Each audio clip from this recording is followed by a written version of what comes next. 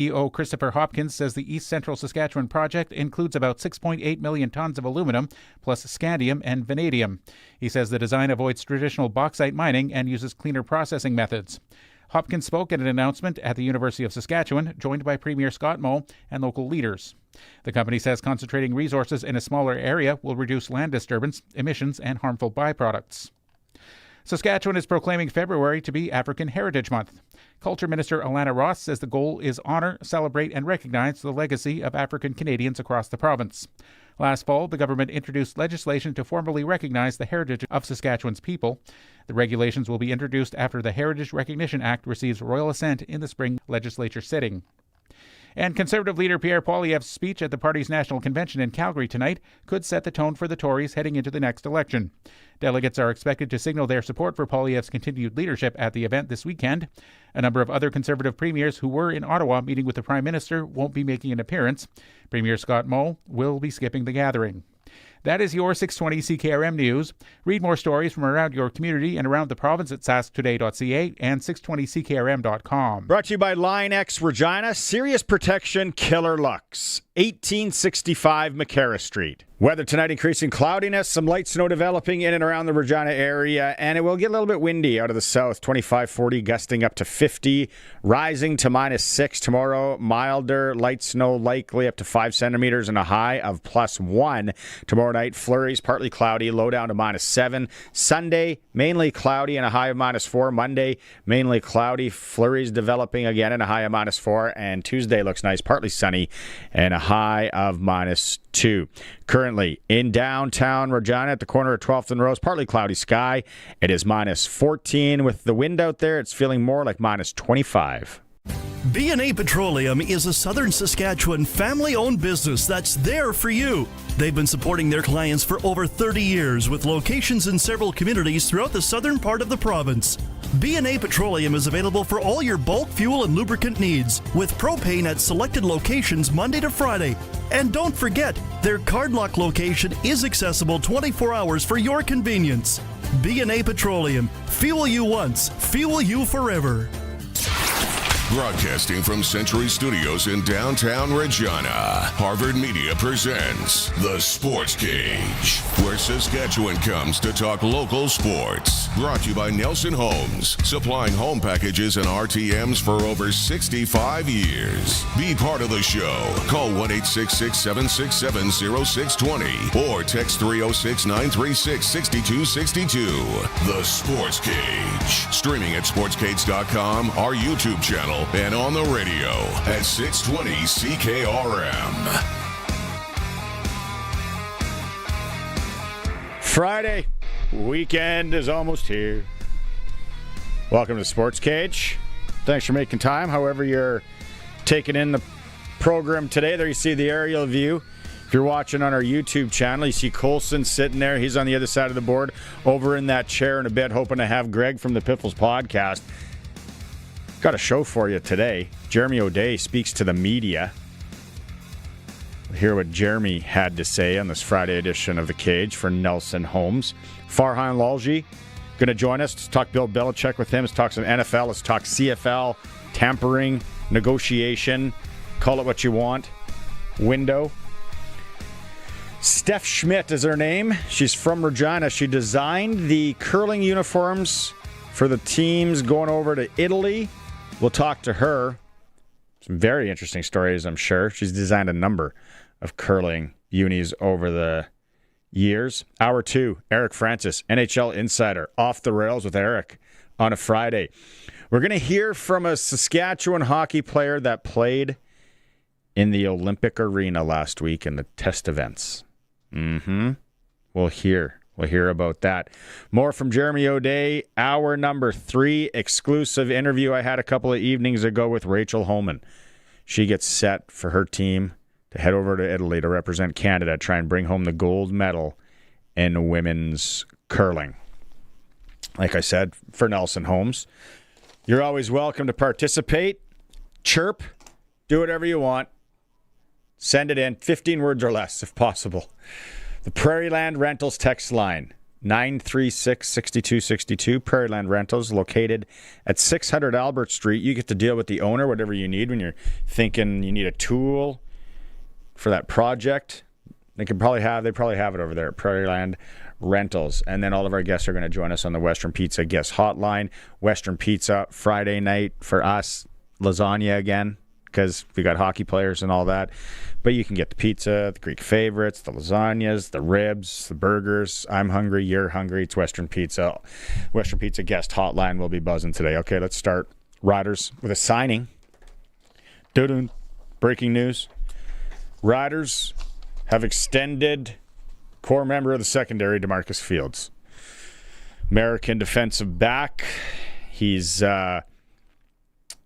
spent the last 2 seasons since joining the Riders in 2024. Fields. He's played in 36 regular season games, including 18 games and 2 postseason appearances as a CFL rookie in 2024. He posted a career high in 2025 with defensive tackles with 57, special teams tackles with 11 and 2 interceptions. So DeMarcus Fields is back with the Saskatchewan Roughriders. But like I said, Jeremy O'Day had media availability today during his travels down in the States. We had a chance to ask him a number of questions. And what's the question that's most important to you out there, Sportscage listeners, that you've been texting in? What's up with the AJs? Well, he did talk about it. In this one, he talks about AJ Allen and CJ Revis's negotiation status. Nothing to report on either one of those guys right now. Again, as I said before, we'd love to have all the team back. Unfortunately, we're going to have to make decisions on who we can bring back, who we can offer, and who we can't. And it's no fault of the team or the players. Sometimes players understand their window to play football is limited, so they want to get as much money as they can. And there's other players that are more comfortable with staying, and in some cases taking a similar contract or less. But that really hasn't happened very much in our negotiations. Most of our guys are looking for increased salaries, which I understand. We had a successful year, and they want to capitalize on that as well. So in that clip, and there was a couple other ones when he was on the Zoom this morning, I got the sense. I think if any of you were on the meeting as well, you would have got the sense. He said, don't expect the full team back. It's hard to bring back the full team. So I think he's softening the blow on a lot of things. Going to talk to Farhan Lalji about this in about 7 minutes' time. See what he's heard, what his take on things are. One thing I got to ask Jeremy O'Day, just because I've been curious about it. We've talked about it, and some of the hard CFL guys that we get on know way more than me. Way more than me. Probably than you. And then you find out, it sounds like there aren't a lot of agents in the CFL. You maybe got 4 or 5 guys with the bulk of the players. Good gig, good gamut for those guys to lock in all those guys. You kind of one of the only shops in town. Perfect, monopoly style. Good for you. But I've always thought, because I've covered hockey more in my younger days, professional and junior and guys moving up. A lot of agents, big agencies, big groups, states, Canada, Saskatchewan, Toronto, Los Angeles, all over. And in the CFL, you kind of think, if you're like me, you're like, well, if you only got 4 or 5 that have the majority, is that a good thing, or is that a bit of a detriment? So I asked Jeremy about that. Yeah, great question. When you say there's not a lot of agents, there's a couple agents that have a lot of players, but there still is a lot of agents. But there's a select few of them that have a big number of players in our league. So can kind of play both ways.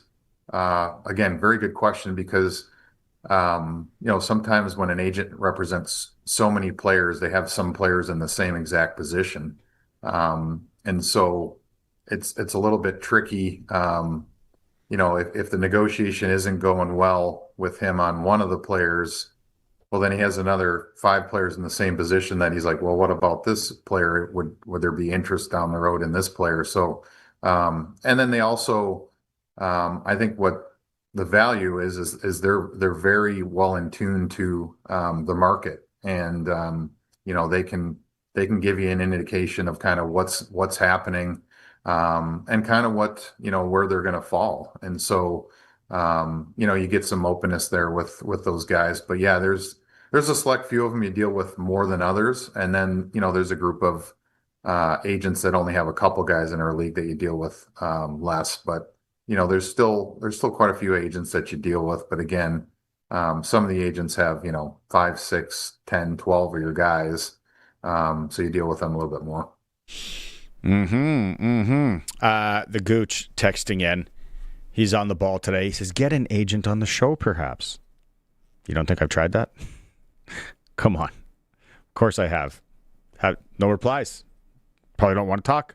But I don't want to. Talk to a few NHL guys on the podcast and stuff. Really cool insight. We've had a couple of hockey guys on here too. Football. Maybe when Greg comes later. Greg seems to be in the know. Greg can get down to the nitty gritty. He knows a couple agents, I think. He's broken bread with a couple of the agents. So we got more from Jeremy O'Day coming up in a bit. Let's go to break here. When we come back, Farhan Lalji is waiting. Let's talk NFL. Let's talk Belichick. Let's talk CFL. Let's talk tampering window. Maybe a little bit on the Canucks. It's the Sports Cage on Friday for Nelson Holmes. Hope you're having a great day out there. We will be right back with Farhan. Winter in Saskatchewan tests everything, our patience, vehicles, and sometimes our bumpers. From icy parking lot dings to serious highway mishaps, choosing local matters. At Regina Motor Products Collision Center, we're Saskatchewan-owned, run, and we drive these roads too. An SGI-accredited full-service collision center working on all makes and models. Submit your SGI claim and book your appraisal. It's easy. When you need repairs you can trust, it's neighbors helping neighbors. Regina Motor Products Collision Center, south at Highways 1 and 6 Albert Street, rmpchevrolet.com. The pink mineral was front and center in the news in 1976. I'm Andrew Dawson with 100 years of CKRM. In 1976, the government took over the potash industry in Saskatchewan, creating Potash Corp of Saskatchewan as a crown corporation. Now, this generated a ton of debate, both politically and in the business community, as some business groups were opposed. PCS started with very humble beginnings in its first fiscal year from 1976 to 77. By the end of that time, the company had acquired 2 mines, the Duval Mine and the Sylvite Mine, renamed the Corrie Division and the Rocanville Division, respectively, and had increased its production capacity from 0 to the second largest producer in North America with over 540,000 tons. PCS merged with Agrium to form Nutrien in September of 2016 and remains based in Saskatchewan. Learn more about 100 years of CKRM at 620ckrm.com. Sask Lotteries has over 50 years of winning behind us. And you know what that means? Lots of winning numbers. Numbers like over 1,200 organizations funded and 12,000 plus groups supported. $6 million given away annually in community grants. And the winningest number of all? $1.4 billion given back to the people of Saskatchewan through sport, culture, and recreation. And we're just getting started. Learn more at sasklotteries.ca. Since 1949, Nelson Homes has been providing you one-stop shopping for ready-to-move homes, panelized packages, and on-site builds. Nelson Homes' team of authorized dealers all over Saskatchewan would be happy to help you turn your dream home into a reality. In the Saskatoon area, call Kurt at Canadian Timber Homes or call 1-800-661-6534 for more information. Nelson Homes, trusted quality and service since 1949. It's time to get the inside story. TSN's Farhan Lalji on Sportscage is brought to you by the Cooperators. Time to get financially fit? Cooperators can build a plan that works for you. Cooperators, investing in your future together. Okay, Farhan Lalji, I'm a little bit rushed here, but we got things rolling along. We're a week away from Super Bowl. Take a breath. Take off that ugly hoodie. Bill Belichick, let's start there. The Hall of Fame snub, if you want. As a guy that I'm sure you get to vote on certain things, probably Hall of Fames and important awards. Your take on it, Farhan? Well, look, I think that it's a weird process. So first of all, should Bill Belichick be a first ballot Hall of Famer? Yes. Not going to say I mind that he's squirming and in a yet another awkward situation, because it was so difficult for me to deal with at every Super Bowl that I covered him at that I've never been a fan, but you can't deny the results, right? So, do some people believe he should be punished for Spygate? Should he? I don't know. I think he already was punished for Spygate. So he should have been punished. He was punished. And I think that's it, right? I mean, we talk about this with Barry Bonds in the Baseball Hall of Fame. He's still on the outside looking in because everybody knows he cheated, right? And he never got punished for cheating. So this is his punishment for cheating. So their process is weird in terms of where they put him in. And since it's happened, there have been some voters that have come out and said, yeah, I did vote against him. And I really wasn't voting against him. I was voting for these other people because they happen to be clumped into the same category, and it's weird, and they shouldn't be doing it this way, but they've also been left out. So we're talking about guys that might be in their final opportunities in a couple of years to get in at any point versus Belichick, who's got a million opportunities. So, I get the optics of not just being a Hall of Famer, but being a first ballot Hall of Famer. And you know what? Along with the North Carolina struggles, I don't mind that he's going through this. He was difficult to deal with, but he does deserve to be in. Do you think it's precedent setting? Do you think they can make a change future? I don't know if we'll ever see a coach with that many in our lifetimes, or can they circle back on it? Can they? I don't know. Yeah, look, I think they'll make a change to the process. I don't think they'll do it in time to help Bill Belichick. Yeah. But if he can be the catalyst for change, good on him. He's certainly been a revolutionary or a pioneer when it comes to defensive football and in roster construction and things like that allowed him to have the success that he had. So if he winds up being the martyr in a change of process for the Hall of Fame, so be it. So, I do think it'll change because it's weird just seeing who they had to vote on. You had an owner, you had a coach, and then you had 3 alumni players, and they only had a certain number of spots. It's a weird setup. I heard, let's stay with the NFL, I heard Sam Darnold today, I think, on Dan Patrick, and he's kind of going through how the week is for them, and he's really treating it like the game is this Sunday, like putting in as much as he can before they head down. As a guy that's covered a lot of Super Bowls, you're close to Seattle there, I'm sure you're going to be all over them. What's going on this week? Take us inside what's going on for the Seahawk camp in the building, strategy before they head off. Yeah, I was there yesterday, and it is kind of standard procedure for most Super Bowl teams to get their install in the week before, right? So that when they can get down there, It's a matter of tweaking, fine-tuning, and reviewing. They might make a few changes, but the game plan goes in the week before for everybody. There's so many other distractions and things to manage on Super Bowl week that, you are practicing, but it's virtually all walkthrough for these guys when they get to that point, right? So the actual practicing is happening now, and the Seahawks went outside yesterday. We were down there. They kind of changed their media setup a little bit, right? Usually on the Wednesday we get the previous week we got Darnold on the Wednesday. We got Mike McDonald on the Wednesday. Yesterday they made John Schneider, the GM, available, who isn't often available. And then they had an open locker room, but they didn't have any players that they brought to the podium like they did with Sam. So, they are going outside of routine a little bit in terms of media availability and just how the week is set up because, they don't have to do a walkthrough necessarily on Saturday. Right? They could actually practice on Saturday and then kind of take it to Sunday as being a travel day. So I think they've just pushed the start of the week back a little bit, but then it will be a normal week. Are you all for, do you like the CFL communication window, tampering window, Ed Harvey weird situation? It's 2020, I think it started. Are you a fan of how the CFL does it here? Well, to a point. I mean, I do think it's pretty common compared to the other leagues, right? Like the other leagues now have these communication windows, and it's very similar to the NFL in terms of things tend to get announced at the start of the windows as opposed to the start of the actual signature period for free agency. So, do I think they need a week? I think that's excessive, and I don't think that's going to continue. And I think they should get it off Super Bowl week, right? Like this is not good. Because last year I was on a flight to Super Bowl, breaking signings or agreements, and I expect to be doing that again this Sunday, right? So Yeah, but in terms of the negotiation window, like, it's funny because all it's really done is move tampering up, right? So now people tamper ahead of the tampering window. So, you know, I do know that those conversations are being had. Everybody's anxious to kind of get things done. And, you know, then you've got the roster bonuses, right, that impact things because players get to get released before the window.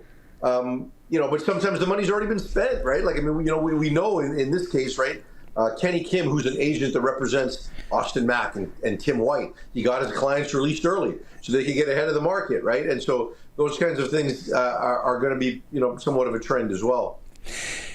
We heard from Jeremy O'Day just before you. He had a media availability today, and he talked about A.J. Allen, C.J. Rivas, and he kind of kept going and saying it's not going to be the same team. Don't expect to see the same team. Softening the blow, I feel, in case. Now, nothing's done, but, you know, Rider fans need to understand, right? Running it back, you're never going to have the full band back together. When teams win, people want their players, and those players want to get paid. And I think when we looked at this coming in, everybody thought that it was the receiving core that was going to get decimated because of all those guys coming up at the same time, and that they had some guys that potentially backfill. And now really the only starter they've lost is Dante Myers, and they may get him back at Labor Day, right? Like, you just don't know. So they've been able to save the offensive pieces, but it's come at the expense of the defensive side of the ball because A.J. Allen, Malik Carney, Mike Rose are all important pieces. Rivas, as you mentioned, and I don't expect any of those guys to be back at this point. I mean, they might pull a rabbit out of the hat with one of them between now and Sunday, but, you know, if you really look at it, right, there is one elite pass rusher available. His name's Malik Carney. So there's going to be a market for him because other guys just don't exist. So why wouldn't you go to market? You could get 250, right? There is, you know, like, there's two really good defensive backs available in my mind.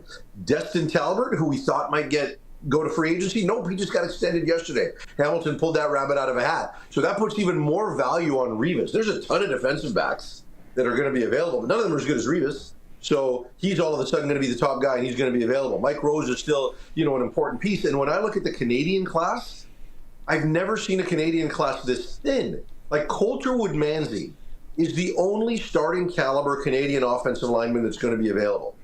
And Coulter Wood-Manzi is not an all-star. He's not a divisional all-star. He's generally not in the discussion from voters for divisional all-star. He is a legitimate starter. He's probably going to get 290 or more. Like, think about that. Because he's the only guy available, right? So, you know, this is going to happen with some of these guys. And then so A.J. Allen. Like, when I look at the Canadians available, A.J. Allen tops the list in terms of ratio guys. And then, you know, maybe Marc-Antoine Dequoy, maybe Coulter Wood-Manzi, but not a ratio guy because it's a Canadian position. So A.J. Allen has value because he can come in and change somebody's ratio.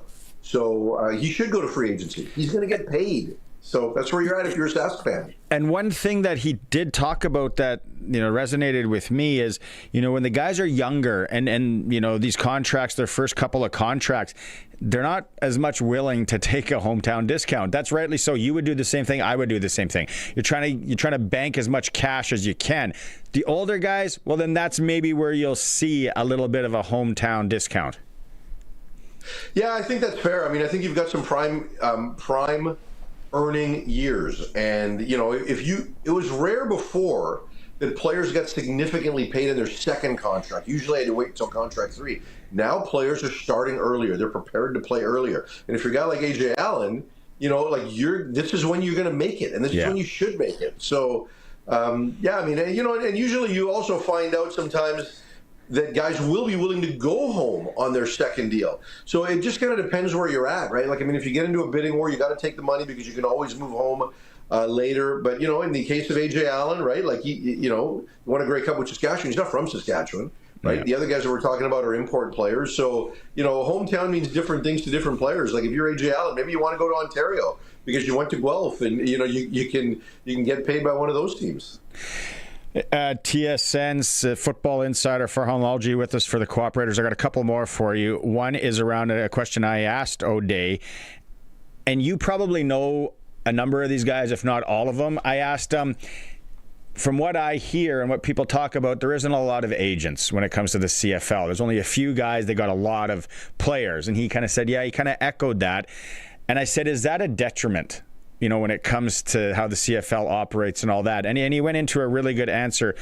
From your point of view, is that something that the CFL, compared to other pro leagues, right, where you only have a select few agents and then they know everything and then they're negotiating? It's like, okay, you don't want this car in red. Well, I got this one in white over here, kind of thing. If you're, you kind of got different options for teams. What's your take on that? Yeah, it is an interesting dynamic. There's about 3 or 4, significant agents hitters in this league, and like you got to wonder how they feel about it. Like if you're representing 3 quarterbacks. And there's one quarterback that needs or one team that needs a quarterback. Like, how are you going to handle that? Now, I think all of these guys are pretty ethical, and I think they're pretty legitimate and honest with their clients. But yeah, I mean, like if you've got 3 linebackers, and which one are you pushing first? Now, generally, the market kind of decides. The teams know what the pecking order is, right? Like we just had a scenario where Keyshawn Johnson, Austin Mack, and Tim White were all available. Well, everybody knows based on production, age, and skill set, right? Like some of them, like Tim White might be a better yak guy. Get the ball in his hands quick in a screen, and he can beat guys in space. You look at a guy like Austin Mack, he might be a vertical stretch contested ball guy, right? So I do think the market generally kind of sets things up, and, they know what the order of those players are. But, if you're an agent, that's got to lead to some tough conversations if you're representing multiple guys in the same position.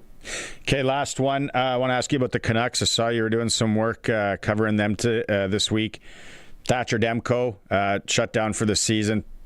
Probably not a bad thing because they ain't going anywhere anyway. What's the mood with Canuck fans and everything in Vancouver this year, Farhan?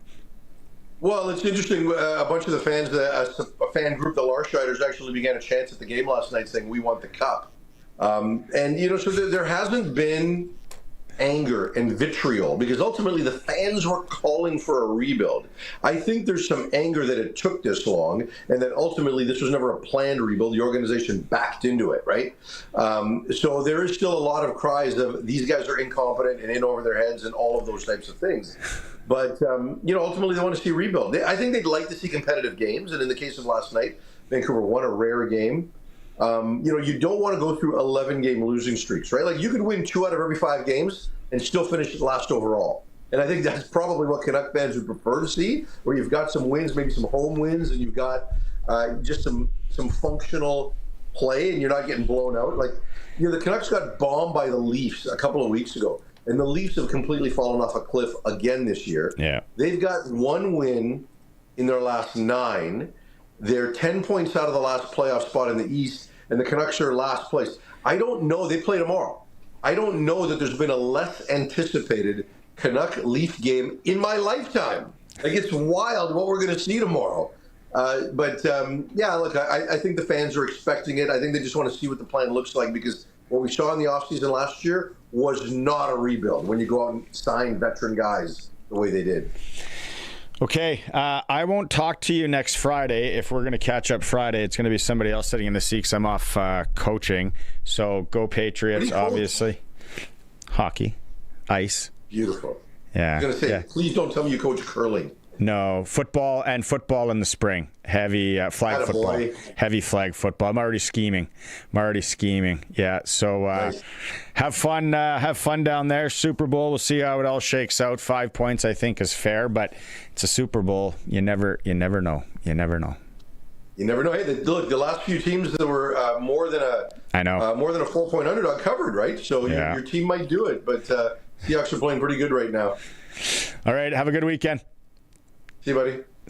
There he is, our football insider from TSN, Farhan Lalji, joining us for the Cooperators. We'll go to break here. It's the Sportscage, streaming through our YouTube channel. If you want to watch along, sportscage.com. We're on all the audio streams, of course, and on 620 CKRM. Did you know over 1.3 million homeowners call on Reliance for their water heater needs? With over 150,000 five-star online reviews and over 60 years experience, you could say Reliance Heath are water heater experts. Switch to Reliance Heath today. They'll give you $200 for all your hot water needs. Call on Reliance. Visit waterheaterrentals.com for details. Terms and conditions apply. Since 1949, Nelson Homes has been providing you one-stop shopping for ready-to-move homes, panelized packages, and on-site builds. Nelson Homes' team of authorized dealers all over Saskatchewan would be happy to help you turn your dream home into a reality. In the Saskatoon area, call Kurt at Canadian Timber Homes. Or call 1-800-661-6534 for more information. Nelson Homes, trusted quality and service since 1949. Out here in southern Saskatchewan, the sun shows up for work every day. Might as well make it earn its keep. That's where Keln Solar comes in. These folks travel all over the province helping people put solar on their homes, farms, and cabins. They're local guys, Sask-born, Sask-raised, and not going anywhere. Except, to your place. Now's the time to start planning for spring and summer 2026 bookings. Give Keln Solar a call and they'll come show you your best options. Keln Solar. They move the power so you don't have to. KelnSolar.com. SaskToday.ca is your local news source, proudly serving communities all across Saskatchewan. Sask Today's team of local journalists are on the ground focusing on local topics that matter to you. From agriculture, local community news, sports, and more. Find it all at SaskToday.ca. Sign up for our daily news digest at SaskToday.ca. From Harvard Media, everywhere. Sportscage continues. You can watch our live stream at sportscage.com, on our YouTube channel, and always on the radio. Saskatchewan's voice for local sports. 620 CKRM. Welcome back. It's for Nelson Homes on Friday. Home packages and RTMs for over 65 years. Colson's with me. Hoping for Greg from the Piffles podcast in hour 2 will be with us. We got more from Jeremy O'Day and his media availability today that we're going to get to. We're going to update you on all the local sports scene coming up tonight and into the weekend. U of R Cougar women's basketball team. Big game with the U of S Huskies last night up in Saskatoon. Second loss of the season in conference play. 63-45. So they try and rebound tomorrow at the U of R Huskies back here. I think tip-off on that one, Colson, was 5 p.m. Correct me if I'm wrong. I have it up here somewhere, 5. We'll update you. It's tomorrow, though. Second loss of the season. It's going to be a good one. It's going to be a good one tomorrow. We'll get back into the O'Day stuff in a bit.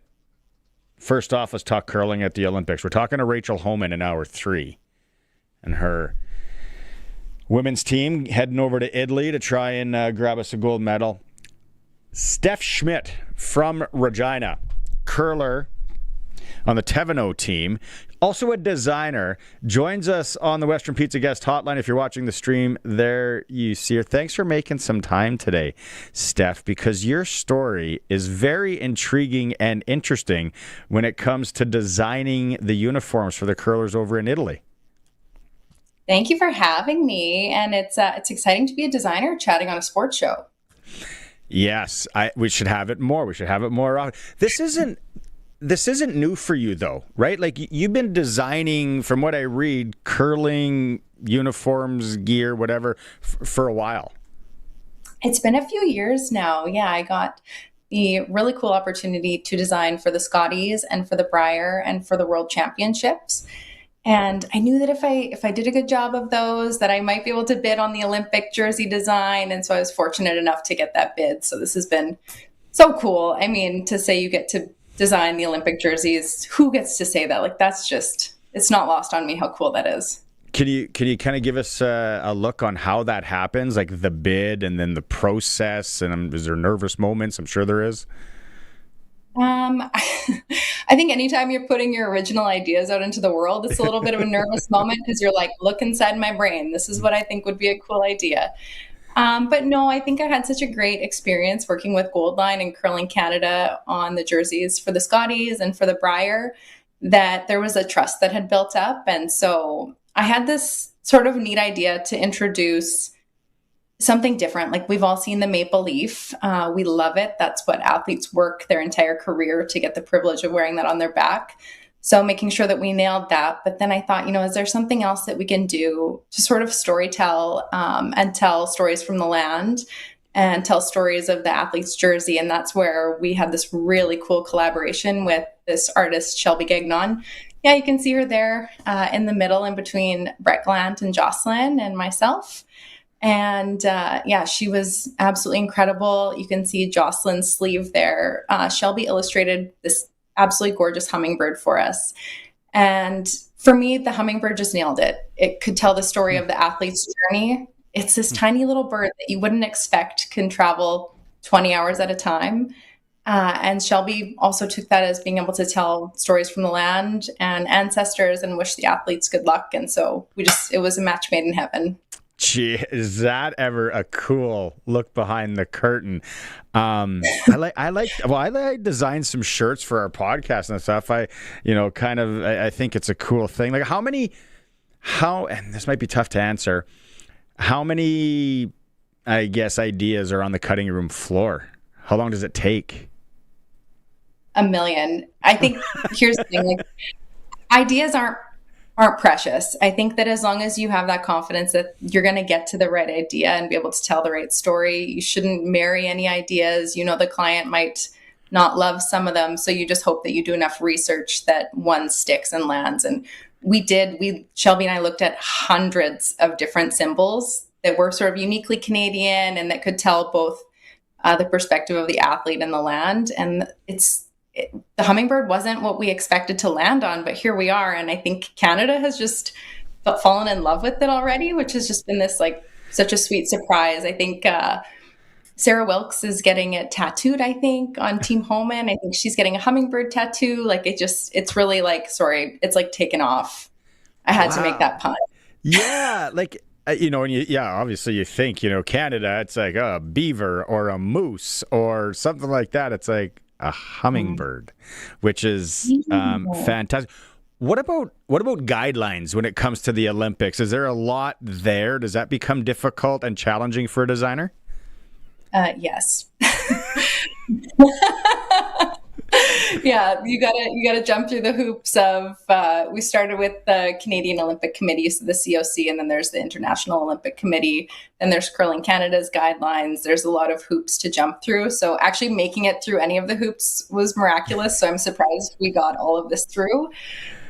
Just like some unique ones too, like things that we learned were very interesting. Like you can't have your national anthem anywhere on your jersey, and just little interesting things like that. So, at the Scotties and the Brier, I hid cute little Easter eggs inside the jerseys. Like I wrote "See Thee Rise" on the collar. I thought that was a cute little nod to the athletes and acknowledging their hard work.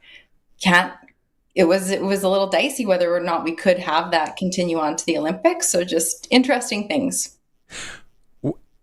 Are there jerseys? Are there, sports as a whole?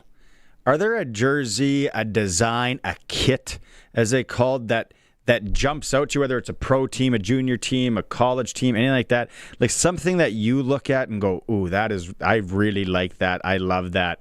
Anything like that comes to mind? Mm-hmm. Oh my gosh. I think, have you seen the Lululemon kit for Team Canada for the Olympics? Yes. For this, do you know what I think they absolutely nailed? There's this really cool design rule. If you look at color theory, there's red, and opposite of red on the color wheel is green. Lulu picked up that green and incorporated it into the kits for Team Canada. And I was explaining this to my husband. I was like, this is really cool because it's great for design theory. The opposite of red is green. It gives your eye a chance to relax. They're using this color theory that we see like surgeons, think about scrubs in a surgical room. Yeah. They're that teal green. We can all picture that teal green in our head. It's this perfect balance of relaxing the eye and giving the eye a break from the red so the surgeons can focus on the task at hand. So I just thought Lulu knocked it out of the park with that. That is unbelievable. Steph Schmidt's joining us here. She designed the curling unis for Team Canada. Maybe the last one I want to ask you is as a designer, when does this start for you? Is this something as a kid you were kind of drawing in class? You were always a very artsy. You were I got a 12-year-old daughter, right? So sometimes some of the stuff she does, I'm like, that is very cool. When does this journey start for you, and how does it go? Well, I never thought that I would get to do the Olympics, but yeah, I was always kind of that kid that was doodling and drawing and head in the clouds. And my aunt was a designer for Harlequin Publishing, and I got to go, tail her and see how she was making these amazing designed book covers. So there's just all these cool avenues in art and design. And I think if you're creative, you can kind of find your place. And I was so fortunate that it was in curling, a sport that I love and get to play, and getting to contribute to it as a designer is just a dream come true. It's so cool. Maybe I'll ask one more. Your team, the Teveno team, how many sets of jerseys do you guys have? Do you guys have like alternate? You see in hockey, there's alternates, or do you use this? I got this new design for this slam or whatever. Oh my gosh, if it was up to me, we would have a ton, but it's a little costly to get the jerseys rolling, so we just have the one, and yeah, it's the one set. And the girls let me take the lead on the design for that one, which was nice of them. So I love it.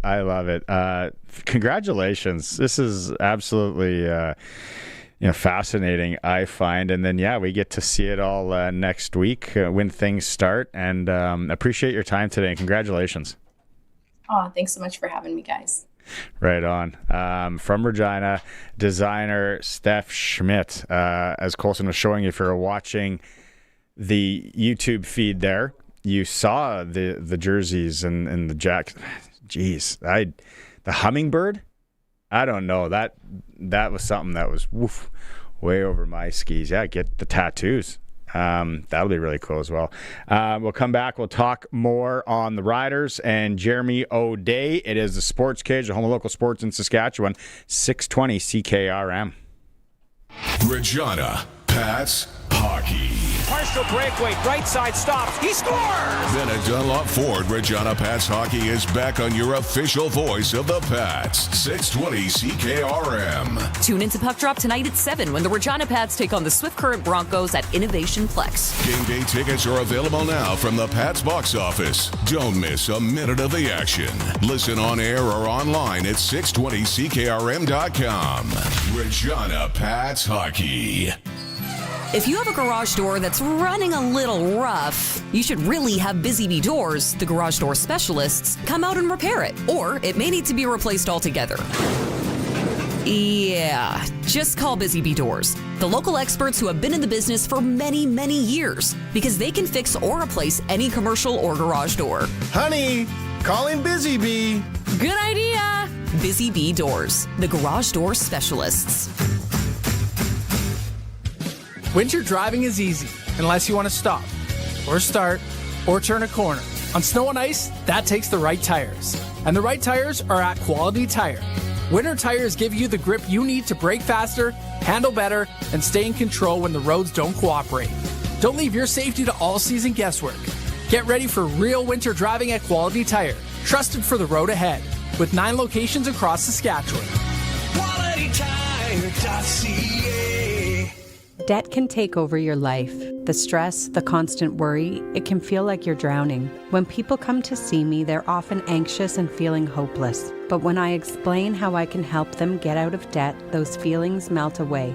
I'm Jasmine Brown, a licensed insolvency trustee at BDO here in Regina. I will create a personalized debt relief plan so you can move forward with confidence. Call 1-833-BDO-TALK or visit bdodebt.ca to discover your debt-free future. Hi, I'm Barb. Bee! I'm terrified of bees. Ah! But I'm not afraid of fast internet from Glassers TV, your SaskTel authorized dealer. Get away! With SaskTel's super fast speeds, I can stream, shop, and video chat without anything buzzing around, except my phone. And thanks to reliable Wi-Fi, even my smart doorbell warns me if a bee comes near. Technology 1, bees 0. So if you want fast, reliable internet without the sting, get connected. Contact Glassers TV, your SaskTel authorized dealer in Mooseman today.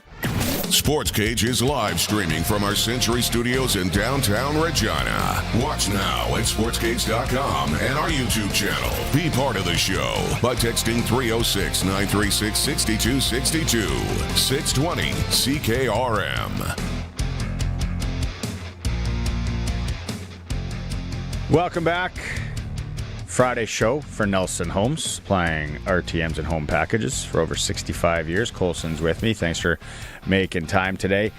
Quickly, let's go a little WHL report here, brought to you by the Celebration Affordable Trailer Sales, February 6th to 16th. Every new unit purchase comes with an instant cash rebate. There's staying indoors on their lot and passing the savings on to you. Trades welcome, incredible prices, save money. Family-run business, affordable trailer sales. Regina Pats are in action tonight, 7 p.m. in Swift Current.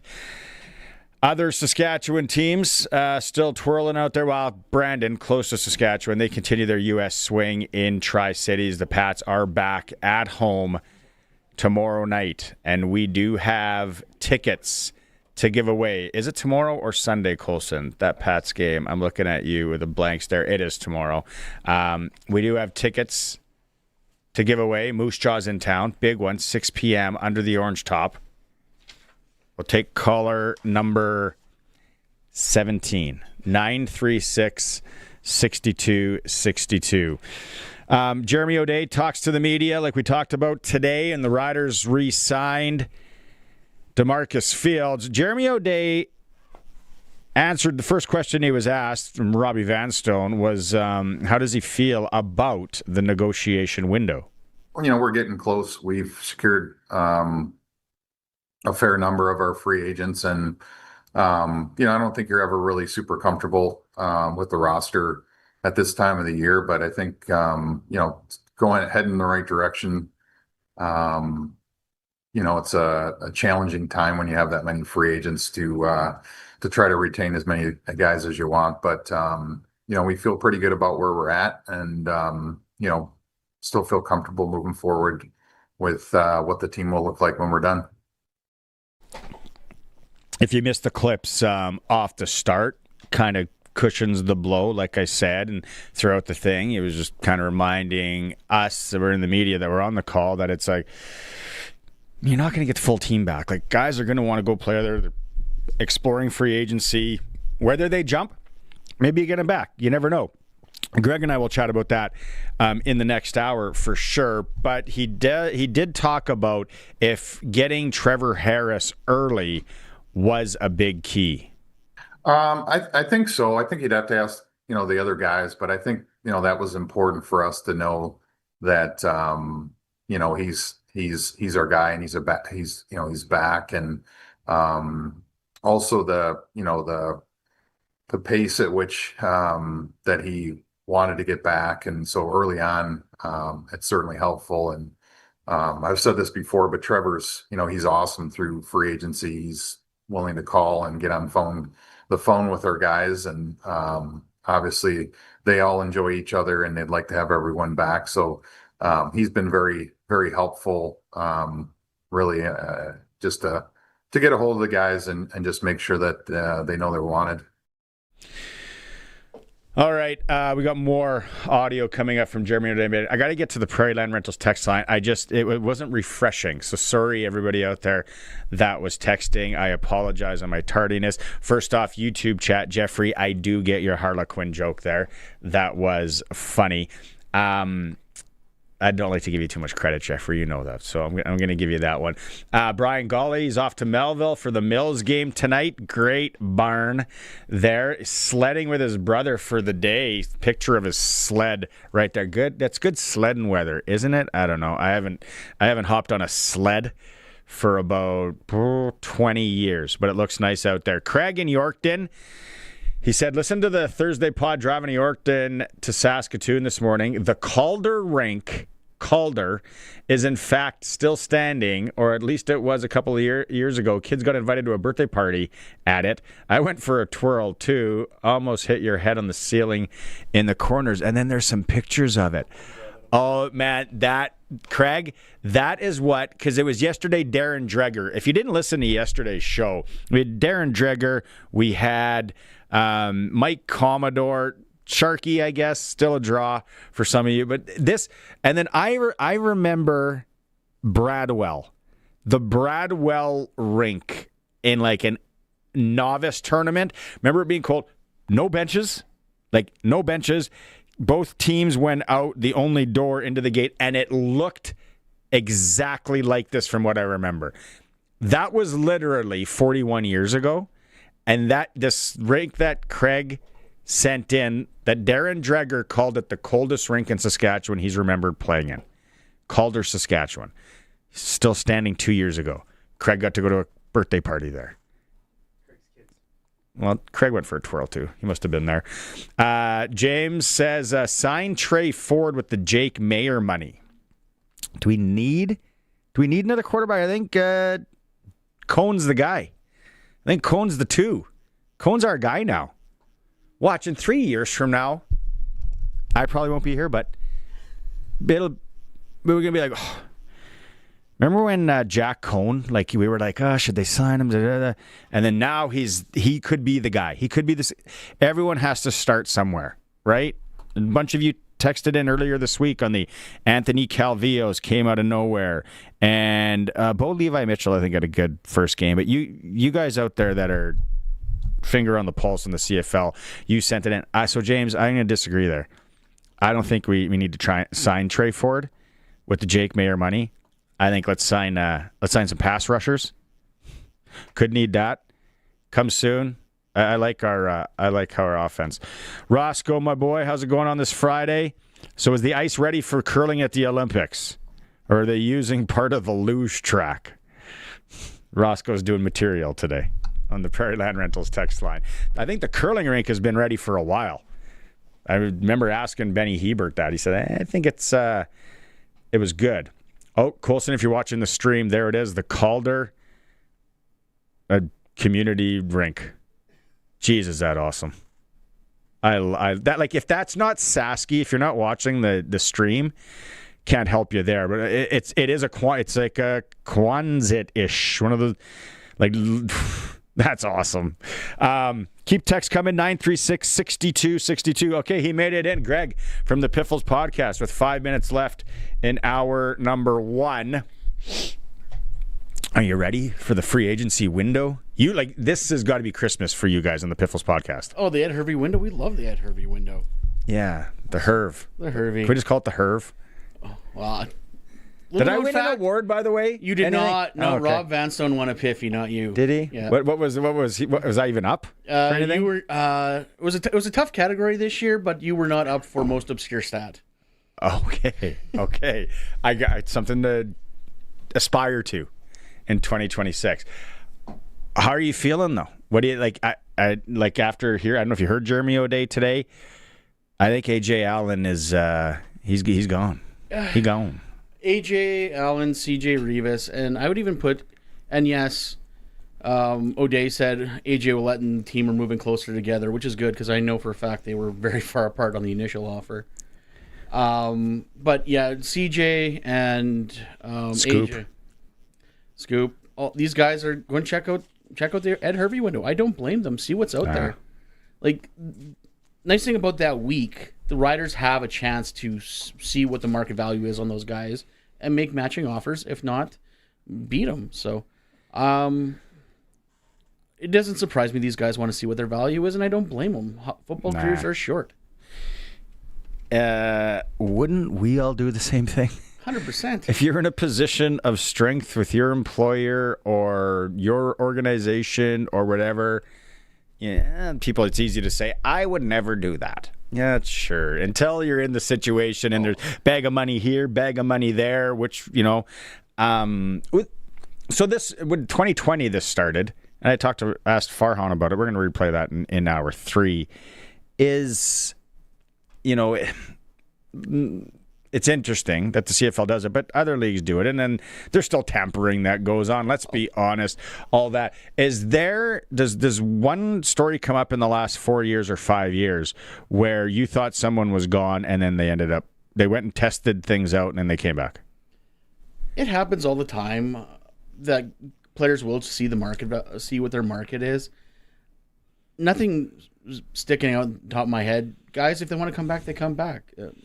It depends. Like, the things that surprise me the most are the guys that go early, like that sign early. Like, look at your MLS. MLS could have made more money in the open market, and he decided to stay for 2 years. Campbell was looking at retirement. You look at a guy like looks like Marcus Sales actually renegotiated his deal over the last couple of days. So I'm guessing he got a bit of a bonus and taking a little less on the back end to help the team out. Older guy, like Sales, right? Maybe it's his last contract. And like Jeremy said, I get it. When you're early, you make your hay, right? But then on the other side of it, you also hear guys going, it's my last contract. I want to put as much into the bank if I can. Now, if they're American, then you really got the 30% issue and all that. But, in Canada, it's like, you also, if it's your last contract, you want to try and make as much as possible, maybe. Well, it depends. It depends on the player. Some guys are about legacy. Some guys are about money in the bank. So which one do you want to be? Do you want another ring, or do you want a shot to win, or do you just want to get paid and you don't care about the W's and L's? Mike Rose, what's your gut saying there? They need to do something about that defensive line. Don't get me wrong. I like the guys that are still around. Problem is they're young and raw. With no Mike Rose right now, Scoop may be on the way out. And yes, Micah Johnson is now the coach, but you don't have an on-field leader right now. Like, even Habakkuk Baldonado would be an awesome addition to this line. Like, Baldonado is one guy I'm super high on. I hope he's back. I would like to see Carney back. But, yeah, Mike Rose would definitely solidify the middle of that line. We're going straight into it? All right. We got more. I got a bunch of text messages as soon as you started talking, Greg. People will read those in hour 2, maybe after Eric Francis. Let's go to Ticker. It's time for the Sports Ticker, brought to you by Reliance Heath Water Heater Rentals. Switch to Reliance today and get $200 cash back with your new water heater. Some conditions apply. Call on Reliance. Riders have extended core member of the secondary, DeMarcus Fields. We'll talk more about that in a bit. Hockey tonight. Regina Pats and Swift Current pregame show here on 620 CKRM starting at 6:30.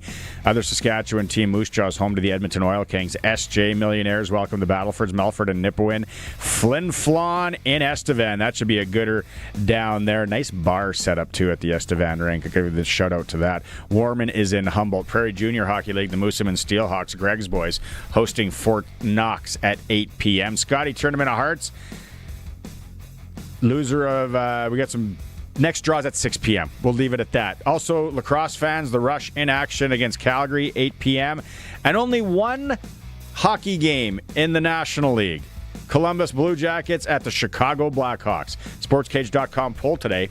Why hasn't Saskatchewan won a national men's or women's curling championship since 2011? You can vote at sportscage.com. It's for Switch to Reliance, the event going on there. You do it today, $200 cash back with your new water heater. Some conditions apply. Call on Reliance. We're going to break. We come back off the rails with Eric Francis. It's a Sports Cage streaming through our YouTube channel at sportscage.com. This is 620 CKRM, a Harvard media station. Available everywhere in high-res audio with the CKRM app.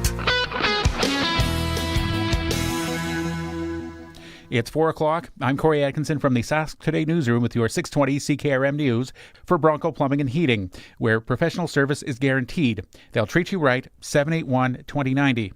The father of a boy who died of carbon monoxide poisoning last month in Regina says his family is struggling.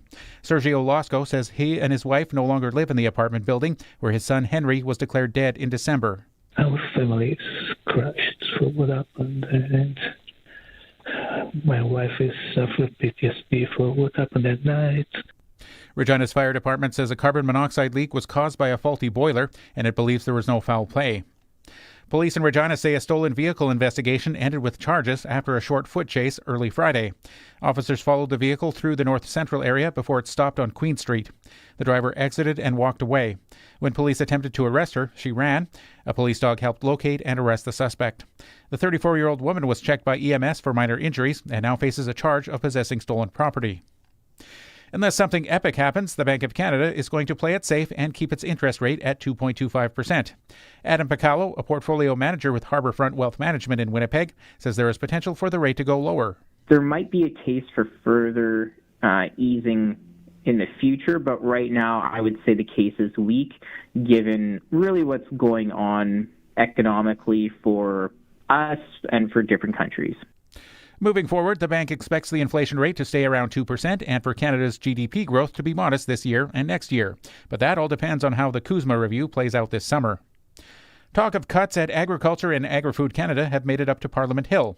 New Brunswick Conservative MP Richard Bragdon, who sits on the Commons Ag Committee, served notice at a meeting this week. The committee undertake an emergency study to examine the government's rationale and decision-making process, as well as the economic and research impacts, including job losses and effects on rural communities, that the study commence as soon as possible, that the committee hold up to 4 meetings or more as needed, and that the committee report to the House their findings. It's possible Federal Ag Minister Heath MacDonald could be asked to testify at one of these meetings if the motion is accepted. 665 positions were cut and 7 research sites across Canada are set to close, though the process could take up to 12 months. And the Canadian Federation of Independent Business says excessive government red tape is putting the squeeze on agribusiness. As part of its Red Tape Awareness Week, the CFIB reports 90% of its members say their productivity and growth are being impacted. Brianna Solberg, the CFIB Director of Provincial Affairs, says record-keeping has become a full-time job. Farmers are required to keep logs for everything, and small family farms don't have compliance departments. They're the ones filling out all this paperwork at the kitchen table themselves, which you can imagine takes time away from their ability to operate their business, and it costs them money. The CFIB says there needs to be fewer and easier to understand government regulations. That was your 620 CKRM News. Read more stories from around your community and around the province at sasktoday.ca and 620ckrm.com. Winter's coming. Is your home ready? At Bronco Plumbing, Heating and Cooling, they install high-efficiency brine furnaces that keep your family cozy while saving energy and money. Their professional team takes care of everything, from installation to long-term service, so your home stays warm for years to come. Call 781-2090 or visit broncoplumbing.com today. Bronco Plumbing, Heating and Cooling, and Bryant, whatever it takes. Brought to you by Line X Regina, Serious Protection Killer Lux, 1865 McCarra Street. Weather tonight, increasing cloudiness, some light snow developing in and around the Regina area, and it will get a little bit windy out of the south, 25-40, gusting up to 50, rising to -6 tomorrow, milder, light snow likely up to 5 centimeters and a high of +1. Tomorrow night, flurries, partly cloudy, low down to -7. Sunday, mainly cloudy and a high of -4. Monday, mainly cloudy, flurries developing again and a high of -4. And Tuesday looks nice, partly sunny and a high of -2. Currently in downtown Regina at the corner of 12th and Rose, partly cloudy sky. It is -14 with the wind out there. It's feeling more like -25. For 40 years, the team from Line X Regina has been protecting vehicles across Saskatchewan, and we're changing with the times. 3 generations of our family have protected your vehicles. Our business has evolved, and we're not stopping now. The next generation is here. Same family, same commitment, ready for the next generation of truck beds, rocker panels, trailers, bumpers, and running boards in all kinds of colors. Line X Regina, 1865 McCarra Street, the next generation of protective coatings. Broadcasting from Century Studios in downtown Regina, Harvard Media presents The Sports Cage, where Saskatchewan comes to talk local sports. Brought to you by Nelson Homes, supplying home packages and RTMs for over 65 years. Be part of the show. Call 1-866-767-0620 or text 306-936-6262. The Sports Cage. Streaming at sportscage.com, our YouTube channel, and on the radio at 620 CKRM. Welcome back to the Sports Cage on this Friday. Maybe you're traveling out there. Nice day to travel. Greg from Piffle's Podcast is with me in Colson today. You drove back from Winnipeg this morning? Yep. How was that? How was the drive? Well, not as fulfilling as the last time I was in Winnipeg, but I don't think I won't be fighting the Winnipeg for 3 weeks like I did last time. Yeah, it's not a bad day to travel compared to last weekend when we were in here. It was like -74 with the wind chill. So yeah, stay safe out there. If you're watching on YouTube, thanks for making time, or on the streams, of course, 620 CKRM. You know, one thing we never talked about this week, and you're here, and I was just looking through my phone. That nut, can I call him a nut? Sure. That was climbing that building last weekend. Oh, the free climb. Yeah. And it was live on Netflix. Netflix? Yeah. What happens if he falls? Oh, that's kind of what I was wondering too. Like, Then again, if you look at how is that? 2026 is off to a wild start. If that's what the kind of content that we are going to be consuming out there in this world. Yeah, possible death on social media every weekend is gonna be great. Did you ever rent Faces of Death as a kid? It was the video stores had it. Yeah, a lot of them. I think it was Family Video and Confed in Saskatoon where we got it. Like Blockbuster didn't. I'm certain Lucky Dollar Mooseman probably had it, but I don't think I ever saw it. I don't know if what were the owners' name? I don't know, but you had to like ask for it, and it was like behind the counter, not out on the. It was disturbing. Some of you out there are in my demographic, and remember it. Faces of Death, disturbing stuff. You gotta get to your buddy's house, and it's like, yeah, movie night, and you'd put it in, and you'd all sit there with this. What did we just watch? Oh man, it's so. Why did I bring that up? Now I don't know. Where are we going with this? Because we're talking about free climber guy. What's his name?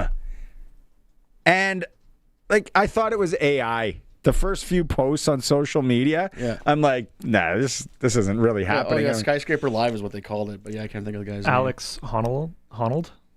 Alex Honnold, I believe. And where's he from? His age? He is American. Yeah. And he's 40 years old. It was really funny because right away you start thinking about, posting videos of you climbing something as a joke. I saw one of a guy doing it in his house with his like wife. But I'm like, that is what Netflix is getting into now. It's all about content is king, right? So you got to do something live to grab people's attention, especially for that live stuff, because everything else is streaming. I can't think of the last show I've actually watched on a schedule. Like you sat down, like back in the day, like besides a sporting event. Yeah, exactly. That's what I mean. Like any scripted show now, you can get streaming and binge it when it's done. Yeah, for sure. It's like, oh, tonight, it's the last episode of Family Guy. Yeah. No, it's just, which I watched one yesterday. I really watch Family Guy maybe once every month or so on the 24-hour Family Guy thing. Yeah. And my the missus was going to bed, and I was playing it. And sometimes it's just how it is. They just keep going on a joke, and then she's like, can you turn that off? It's annoying. So then I put on the next show that she hates even more. Larry David, Curb Your Enthusiasm. And I'm like, I just keep digging and digging. Yeah. But man, I just had it on my phone, and somebody just messaged me about something as kids we used to climb, and I was like, I can't believe that's what Netflix is putting out there now. Sorry for the ramble. Let's go talk to Eric. Now for Inside the NHL with Eric Francis on the Sports Cage. Inside the NHL is brought to you by Sports Select. Getting in on more of the sports action you want is as easy as playing at sportsselect.com. Simply make your picks online, generate your QR code, and lock in your bet at your local Lotto Spot retailer. Do you remember Faces of Death? I remember Faces of Death, but I got to be honest, when I went to the video store, that wasn't the video I was asked for from behind the counter. I'll leave it. He asked for the binder? Anyway, he asked for the binder. You were the curtain in the back guy. Curtain in the back. What's back here? Oh, can I see? Hey, what's back? I still got my Blockbuster card behind me and everything. You remember you try to cut people off at the pass, because the hot new movie was out. And you knew that all 15 copies were probably gone, but you saw someone walking in. You'd be like, "Hey, is that? I'm drawing a blank on what Terminator? Yeah. Sure, yeah, that could have been Home Alone or The Fog or some crappy movie, but you try to cut them off at the pass. That was a savvy move. I'll do you one better. I remember this move. Oh, what's a big movie that when it came out, it was always like gone. And I remember being at I think it was TVS. I don't think it was Blockbuster. It was TVS. And the slot, people would drive by. They had the drive-by slot. Boop, and they would throw it in. So I could invest. I'd invest the time. You start fishing? I'd sit by the slot and just hear and be like, oh. And then I'd be annoying and be like, someone around, hey, can you check? Is that Terminator. And then they'd go and look, no. And then probably by the third one, they're like, get the hell out of here. Stop asking me. It's like, oh, yeah, buddy would pull up in his Sunfire and drop off his movie, and you were just hoping. You had to be on your game. You had to be on your game to get the right rentals. Colson, you have no idea what we're talking about. That's the beauty part of this. You never lived through the goodness. Well, actually, my mother-in-law worked at the Blockbuster in the city, so I have heard a good number of stories. Oh. Did she ever bring up the annoying guy that used to sit by the slot and ask if, hey, did Showgirls get dropped in there? Or, yeah. Showgirls, what a bad movie. Was it? Oh, it was terrible. Showgirls. Nothing beats. Poor Jesse Spano never recovered after that one. Nothing beats going back and renting a movie or two. Better yet, if you weren't rich, which we weren't, and for your birthday party, or my buddy's Ken, his name was Ken. And I don't know if you guys grew up with kids like this. They weren't well off. They rented a bungalow. I remember that. It had a musty smell. Okay. But he was like an oopsie. I was an oopsie too. But he was like not supposed to, and he was spoiled. But they didn't have much. Like, they had a VCR way before anybody else. But they were renting a house, and like I don't know if they had a vehicle. And Ken had the video games first. And he had all the wrestlers and all of this. And then it's like, this doesn't make any sense. Like, he's sharing a room with his sister. Like, this, how do they have so much money to buy on the useless stuff? Then you get older and you see your buddies are buying the big screen TV while you're saving for a car or a house. And it's like, oh, look at this TV I just got. But buddy, you're in your mom's basement.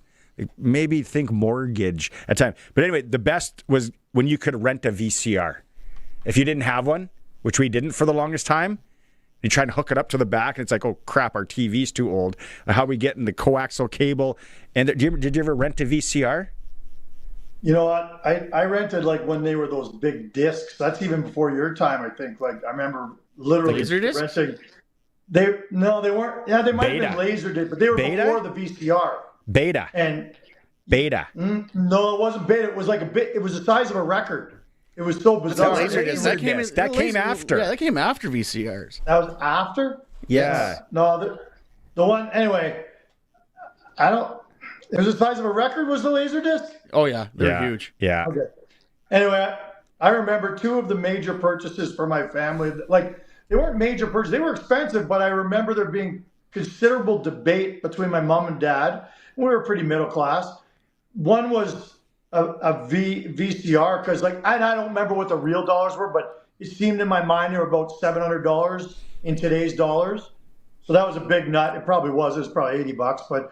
And then the other one was a microwave, and we were terrified. When the microwave went on, you would, for the first little while, we would leave the room. Like, you'd push the button, and then we didn't want anyone to get any microwaves in their brain, so you had to leave the room. Yeah. And everyone was terrified. We kept reiterating every day, remember, no metal, no forks, no knives in there. Like, now it's like, might be the most useful piece in our, although the fryers, the air fryers now are kind of taken over, but microwave was a big, big deal.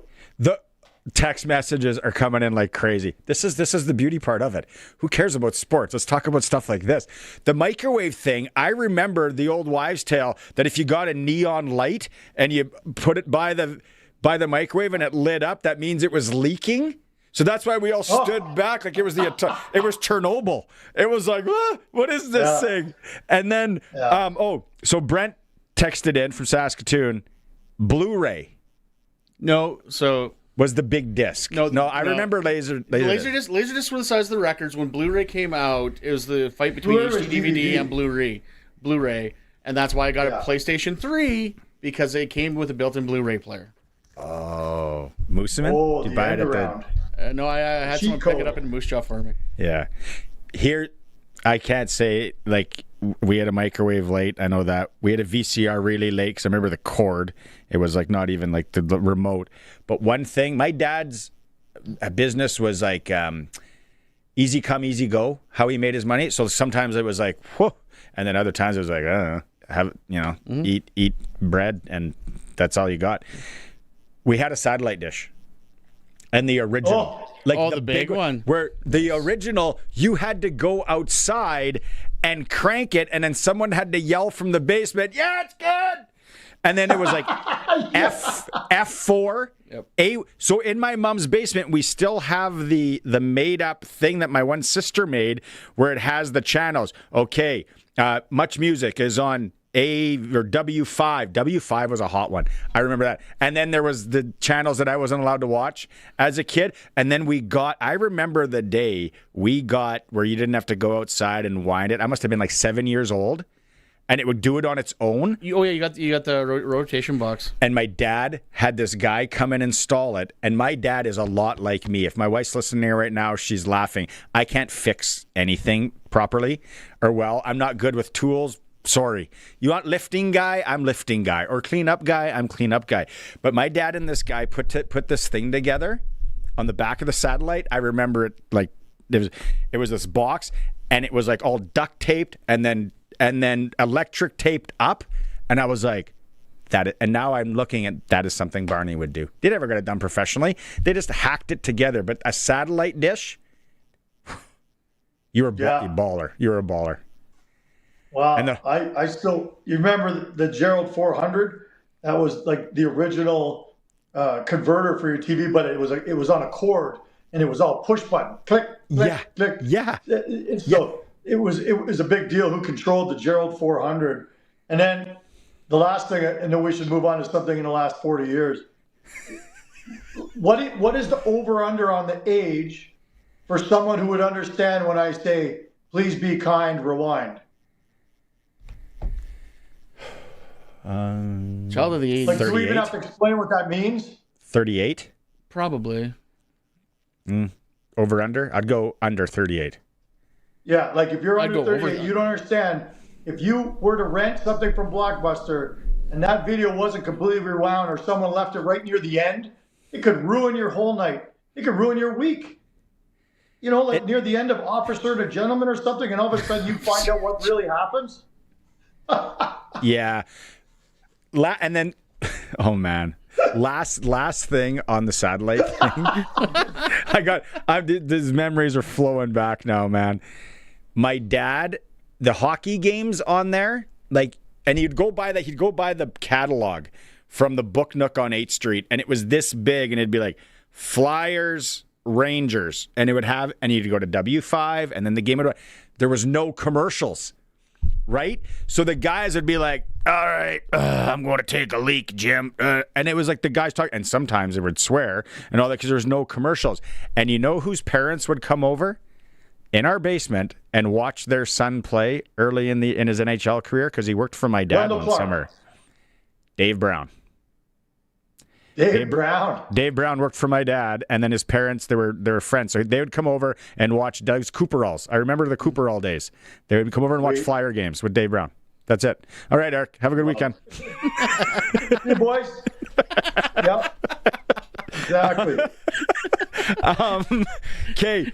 That Macklin Celebrini move last night, it is my clutch performer coming up in a bit here, where he gets high stick. It's not really a high stick, though. His head jerks back, and then the ref anyone didn't see it out there, I'm painting the picture. His head jerks back. It's Ekholm, I think. And then the ref calls a penalty, but then Celebrini skates to the ref and is like, no. I didn't get hit. I remember that happening a few years ago for some reason, Eric, but talk about how many fans did that kid gain yesterday on this move?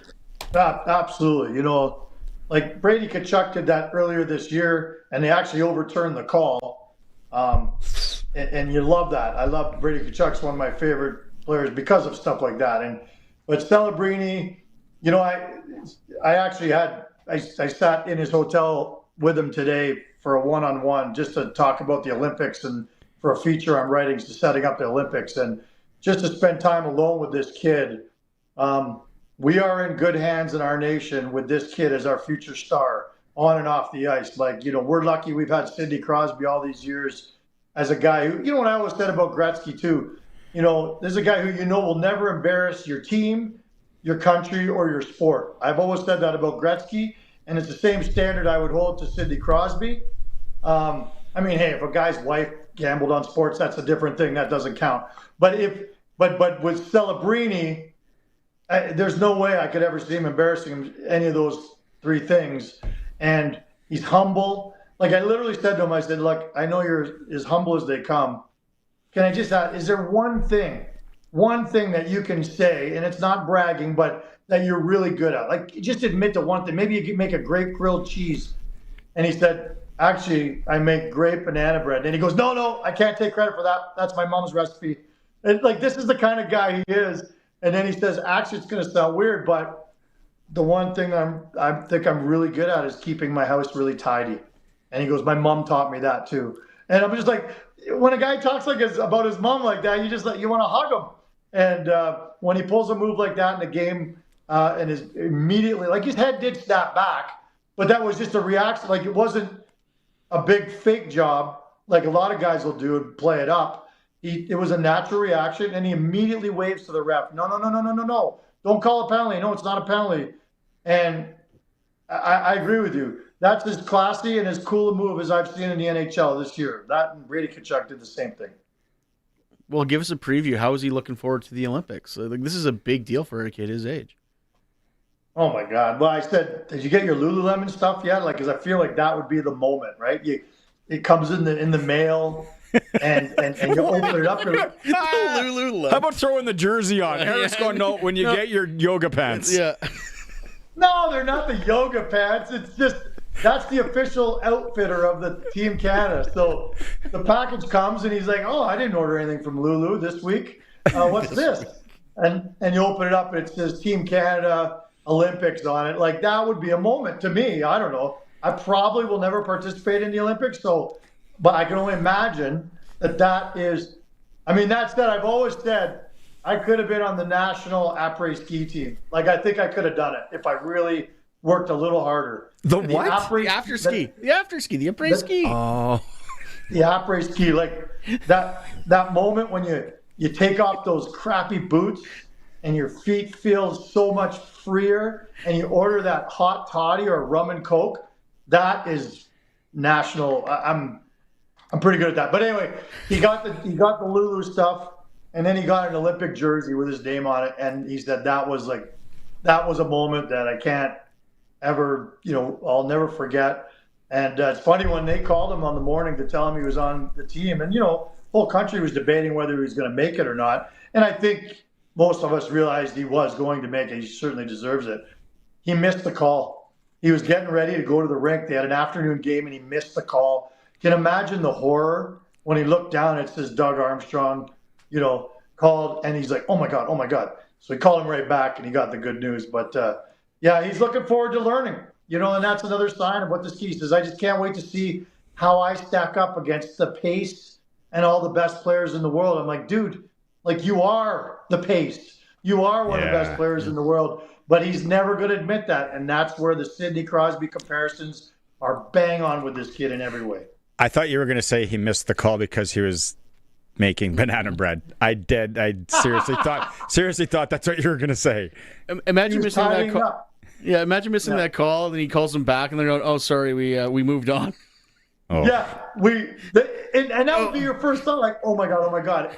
It was close, and all things being equal, if I'm not punctual and I don't answer the phone when I'm called, maybe that hurts. Bedard picked up and you didn't, so we're going with him. I have to admit, yesterday, kind of cheated on you. Had Darren Dreger on from McNutt, Saskatchewan, Langenberg guy. He says, I asked him about the Sharks and kind of maybe what moves they make, because they're in a position here, which no one would have thought. Like my Patriots, right? They're in a position. He thinks possibility that they take a long, hard look. Mike Greer takes a long, hard look at Panarin. You got anything from since the Sharks are close by you there? Yeah, and I have heard that connection, and I certainly think there's smoke there. Of course, you're going to make the phone call and find out. In terms of timelines, to me, it doesn't make sense. Panarin wants a contract that's going to take him into his 40s. And, it's kind of like the Rasmus Anderson situation here. Like, yeah, of course you'd like to keep him. Of course he was their best player, but just the timelines didn't match up. You know, the San Jose right now is not just trying to make it into the playoffs this year. They're trying to make it in for the next 10 years. And with some of the youngsters they have, that's a very real possibility. This Will Smith that's on Celebrini's line is a player. So is Colin Graff. He's also on their line. And, of course, Michael Misa. Like, there's 4 right there, 4 studs. That's 4 more studs than the Calgary Flames have in most teams in the league. So I just don't know if that's the kind of guy you want to tag on. You're going to have to start signing those other guys for a lot of money in the next 2 or 3 years. So I wouldn't touch Panarin, but I understand you would kick the tires. That's what a good GM does. I'm reading some of these text messages. People want they love the satellite and VCR talk. It's all that I think that's all they want. Like we could be 2 of the biggest when we're in Vegas together. We're going to Vegas at the same time. We're going to end up having a few cocktails and talking about the dumbest crap, and people around us are going to be like, "What are these idiots talking about?" Oh my God! Did you ever ride a BMX bike? Yeah, I had one stolen. It broke my heart. Oh, that would have crushed someone with the number plate and everything. Exactly. And the donuts and the mushrooms and whatever, the trick bag. Dummy, I took brand new trick pegs because I thought I was deadly to the swimming pool and locked up my bike. Came out of that swimming pool, trick pegs gone. No. Yeah, Riversdale Pool. And anybody from Saskatoon, there's like, I grew up a block away from there. Dummy. Did it have the chromoly wings, the chromoly rims? Like, you know, I mean, I had all the gear. I had a Norco from Walter Cycle. It wasn't great. I didn't have a Kuahara or, what was... Diamondback tires. Diamondback. Man, that was those were nice. But there was one more. Kuahara, Diamondback. It's a short name. Mongoose, was it? No, but it's not the one I'm thinking of. Hara? Started with an H. Harakua? Oh, yeah. Anyway. What? I can't believe we're on the air right now talking about this. This is so good. Anyway, I just thought since we're tripping around those years, we should Did you ever have a BMX? Yeah, me. I'm telling you. Okay, but anyway, hockey aside, next week the Olympics starts, and this is brought to you by Sports Select. Eric, go to sportselect.com. I was talking about this yesterday. Under futures, you can bet on some of the Olympic sports that you would have never thought. The one I'm looking at now, Colson, you can bet on who's going to win the 10-kilometer freestyle cross-country race, men's and women. Think about it. You place a wager on it, and you sit and watch cross-country skiing for 4 hours. I don't know, how long does it take them to go? Colson, how long does it take someone to go around a 10-kilometer freestyle cross-country track? But look at the value you can get on some of these people, Eric. Why wouldn't you take a stab at 81 to odd on Edvin Anger? Just with the name alone. Well, RC Ruskinen, he's got to be from Finland. Yeah, I'd go off the board. Is there a Bjornsson in the race? That's who I'd bet on. I don't even know. Sounds like someone who could win. We got a Berglund. Berglund is paying. We got a Barp. Gustav Berglund pays 200 to 1 to win the men's 1,000-kilometer freestyle winner at the Olympics. My God, I love it. I know. Okay. So yeah, we'll talk Wednesday. I'm taking a little Olympic break, so I don't know what days we're going to talk next week and the week after, but. Between golf rounds, I'll find a way to chat with you because I always love our chats, and I got to get caught up on the latest in technology. That's what we always kind of. Well, you better let me know because I'm planning out the week already next week. I'm not here Friday. Okay, we'll exchange. Okay. I'll send you some snail mail and got a pigeon? Express post. Great idea. I'm going to try and find a couple of BMXs for us to rent in Vegas and go up and down the strip. Just one twirl. 2 old men on BMXs. I feel like a bunny hop now would ruin my spine for the rest of my life. A wheelie or a bunny hop would be the end of me. I'll do an endo and keep going. Not that I need to not that I need to add anything to this, but have you guys heard of the Shaker Hills Country Club in Harvard, Massachusetts? No. Golf course. And I feel like this is right up your alley, and this is going to be my clutch perform today. They have a drive-through golf cart bar. Oh, I've seen these before. I've seen this. Oh. What's that course in Idaho that all the ballers play? All the NHL guys. No. Yeah, the Gretzky. Gaza Ranch. Gaza Ranch. Yeah. Oh. Well, I'm off to. My boss isn't listening right now, right? I'm off to Mexico probably. during the Olympic break, and in Cabo. This was new to me last year when I was there. They have comfort stations, and they have 4 of them at pretty much every course. So you hit them every 3 or 4 holes. And in most of the courses, like the green fees are like $500 US anyway. So to sit here and say everything's free is really a facade. But you go into these things, and there's ladies making like fresh carnitas and tacos, and it's unlimited booze and food and candy. It's the greatest concept in golf. Cabo del Sol was the course I played. That was like mind blowing. But still, nothing like doing an endo on the Strip in Vegas in April. Yeah, it's gonna be a wild ride. And I just slight correction to what I said. The greatest concept in golf is not the comfort station; it's the breakfast ball. Yeah, and the mulligan. Seriously, text me tonight, and please. Let me know. Let me know what days work. All right. Be kind. Rewind. Okay. Talk to you next week. Later, Skater. I don't know. Somebody texted in, thank you for making my Fridays or something like that. Oh my God, Barney, you make Fridays awesome. We had a dish like that. It's not just me, it's everybody. It's just, man, yeah. Did anybody in Moosomin have the satellite dish? Someone had to, because my first house I bought had one of those giant dishes still in the back. They never took it down. Yeah. And they had the rotator and everything still hooked up in the house, but I never actually tried using it. I remember I got banged up once. I was in my late 20s, early 30s, and I was like, I'm going to try and hook this up. I got wasted like 3 hours trying to hook this thing up. What an idiot. That was Eric Francis, the NHL Insider, Off the Rails with Eric Francis on Fridays. Brought to you by SportsSelect.com. We were talking about all those futures. Simply make your picks online. Generate your QR code. Lock in your bet at your local Lotto Spot retailer. Now, every bet 100% legal. Must be 18 plus to play, and play responsibly. We might have a sprinkle of the day coming up in a bit. We'll go to break here at Sportscage, streaming through our YouTube channel at SportsCage.com. What's going on in the markets? When is the right time to invest? What should you do with your money today? When Lindsay had questions, she talked to Brian Golly. We see Brian as more than a financial expert.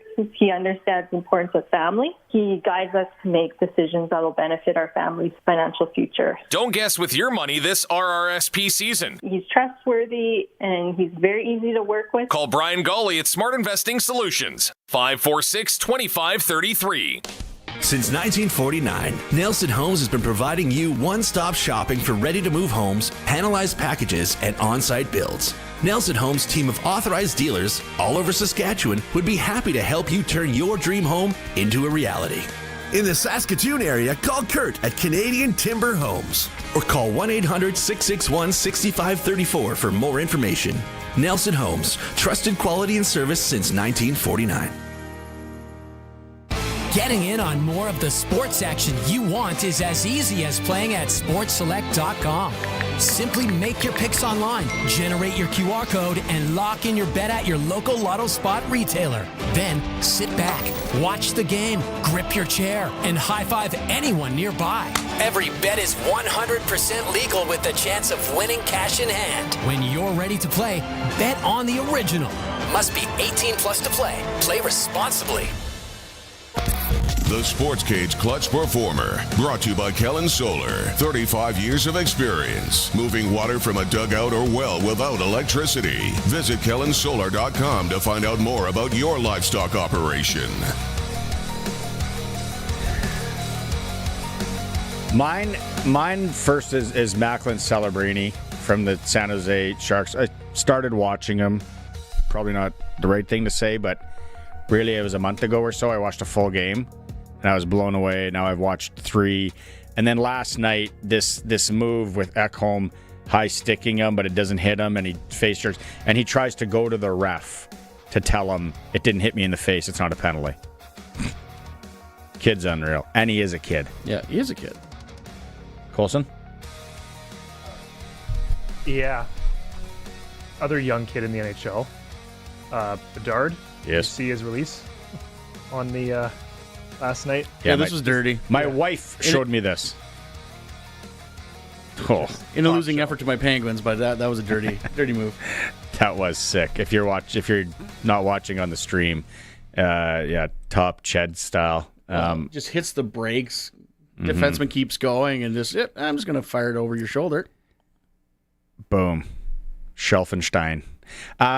Clutch performer for Kellen Solar, located in Lumsden, Saskatchewan. When you're thinking solar, think of Kellen Solar, local family-owned company from Lumsden, Saskatchewan. Roscoe on the text line. Back in the day, wife was doing popcorn in microwave. She calls me to look into it. I throw it out the back door because it was on fire. I remember when... You would know. Definitely not you. Do you remember when microwave popcorn first came out? Orville Redenbacher's? Yep. It was like you were going on a space shuttle to the moon. Like you felt so, wow, I can make this in that little box on the counter over there. But it was not an exact science. No. And those old microwaves, you never knew. Like I said, it was like a little bit Chernobyl-ish. It was like, what kind of power's running through this thing? Well, and no microwave was the same either. Like I remember our microwave and my grandparents' microwave. Yeah. Like yes. you would think it would be the same, and no, like you're talking like instant like Chernobyl, like or just it would take forever to actually heat something up. I think that still happens to me. It's like I would try and warm something up at my mom's house. Actually, my mom got a new one, but that last one she had, and then I think the final was she put something in for 2 minutes and hit like 22. Burnt. Fire. Yeah, microwaves are good times. Brad in Saskatoon. This is exactly what I'm talking about, Brad. Renting a VCR with the big silver metal carrying case, the size of a suitcase. Classic. That's how it was. You had to rent the VHS. Never rented a VCR. Rented several video game systems, but never VHS. Again, wasn't that the best weekend of your life? Oh yeah, you and a buddy have a buddy sleep over. You grab like an N64 or Super Nintendo, depending on at what time. I go old school. I remember renting Nintendo. And then you'd get a pizza from the local pizza place, and you play all night. It's awesome. This guy should have a Sportscage sleepover. Get some hotel, get a Genesis, a Nintendo. Yeah, like before you actually bought a Nintendo, because some people got it, boom, quick out of the gate. Money wasn't an object. You had to rent it, and you'd rent it Friday night. Yep. And you'd try and get to AJ's Video Games or wherever you rented it, and everyone's different. And then you'd want to get, and we got it until Monday, because Sunday they were closed. Yep. So you got that day for free, and you got I remember Kung Fu. Nintendo Kung Fu. Nintendo Kung Fu, yeah. I loved Baseball Stars. It's still one of my greatest video games ever. I remember renting Mega Man 3, and then when we finally got our first Nintendo, that was the first game I bought with my own money. I think it cost like $19. Mario Brothers 2 sucked. Oh, it was Let's be honest. It was brutal. Mario Brothers 3, great. Awesome game. Probably the only game was it called Wrapped? Wrapped it? Yeah, Wrapped it, yeah. The only game, I didn't have the attention span. You couldn't wrap Mario 1? No. No. I sped run that game. But sports, any bases loaded, Blades of Steel, I had it. I got sucked in. I loved ice hockey more. Nolan Ryan baseball. Baseball Stars, bases loaded. RBI kind of sucked. Tecmo Bowl, I still could play it for hours. I beat the boy. We were playing it. And then RC Pro-Am. Oh, yeah. Race around. Micro Machines. One of my favorite. I don't remember games. that one. Oh, yeah. You're racing like little cars. It was awesome. Ninja Gaiden. Oh, I love Ninja Gaiden. Ninja Gaiden. Yeah. Anyway, Travis in Regina on the Rough Rider free agency and who they're going to sign and who haven't they signed. He said Baldonado is a penalty liability. Stupid penalties at terrible times. Hope he's gone. That's Travis in Regina, not us. Dean says, I'm going I like going young and developing a QB in-house instead of a journeyman vet. Dean in Regina. Let's go back, Colson, to some of the O'Day clips if we can, if you're cool with that. Because the one I wanted to go to here was number 5, where he talks, should we read into re-signing Jack Cohn and not Jake Mayer? I'd say it's accurate what you just said. You can read into it. Again, as I said before, everyone's in a different position in their career. Jake we brought last year, thought he was excellent, did a great job for us. And I think for him, he's got to evaluate where he's at in his career and, where's the best opportunity for him. I think last year, the best opportunity for him was with us. Seeing that Trevor had a couple years where he got dinged. This year, Trevor was healthy and finished the season strong and had a great year as we know. So things can change. So, you can read into it, but in fairness to the players involved, I won't comment. Your comments on that, Greg, from Piffle's podcast? I laughed really hard because I didn't hear it. This is the first I've heard him say it. I read the transcript of that comment and I laughed really hard. It's obvious they weren't happy with what Jake brought to the team. If you look at the articles from a few years ago, the first year that Cohn was on the team was very high on him. In fact, they were talking about him like he was the backup when it was Shea Patterson. So they really believe they got something with Jack Cohn. I still think they bring in somebody. Oh, do you? I think so. You got Chase Bryce out there. You've got Taylor Powell. Taylor Powell has a little more live fire experience. I wouldn't be shocked if they kick the tires on him. McLeod Bethel Thompson? No, there's no way in hell they're bringing him in. You're not bringing in 2 40-year-old quarterbacks. Let Tommy sling it. Tommy Stevens. Give him a... Oh, I agree. I want to see Tommy throw it. I really do. Scotty up in Saskatoon says Baseball Stars was the best till you had made the perfect team. Then Nintendo would glitch and erase your team. Just sadness and bad words for an hour. That's why you used Ninja Black Sox. They could take down the American Dreams. They had that one female pitcher that pitched windmill. I always used her. Tony in Regina says, you got to re-sign AJ Ouellette. Really awesome for the team.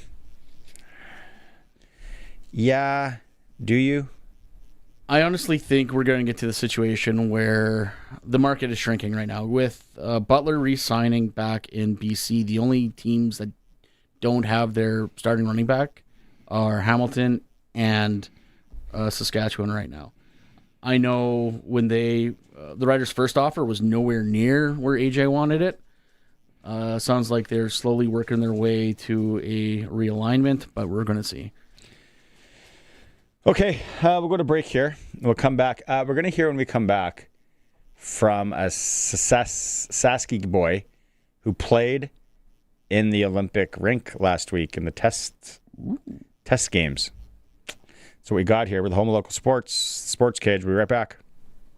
The Early Bird Spring Sale is on now at Extreme Hockey and Sport. The entire store is 15 to 25% off. Brands like Yeti, CCM, Bauer, all clothing and apparel. If it's in stock, it's on sale, and it must go to make room for new product. All purchases in February qualify for a custom Yeti summer package valued at $5,000. Locally owned, community-focused Extreme Hockey and Sport. 1425 McIntyre Street, conveniently located at the Cooperator Center, and online at extremehockey.net. If you've got a Steelcraft garage door, you've got a door with parts manufactured and assembled right here in Canada. A door with better insulation and seal, plus a warranty you're probably never going to use. And if you don't have a Steelcraft garage door, you should get one. Don't just hang a door, install a Steelcraft. Turn curb appeal into curb envy. Steelcraft door, Steelcraft door, Steelcraft door. We offer more. Steel-craft.ca. Get it hot, get it fast. Western Pizza. After shuttling the kids to hockey, dance, piano, and what was next? Sumo wrestling? The last thing you want to do is cook. Imagine this instead. Piping hot Western pizza loaded with cheese, melty toppings, and that perfect crispy crust ready to hit the table in minutes. No chopping, no stirring, no mess. Just a warm, delicious reward for surviving the day. Western Pizza. Dine in or take out today before your stomach demands its own carpool. And get it hot, get it fast. Western Pizza. If it's happening in sports in Saskatchewan, we've got it covered on Sportscage. Be part of the show.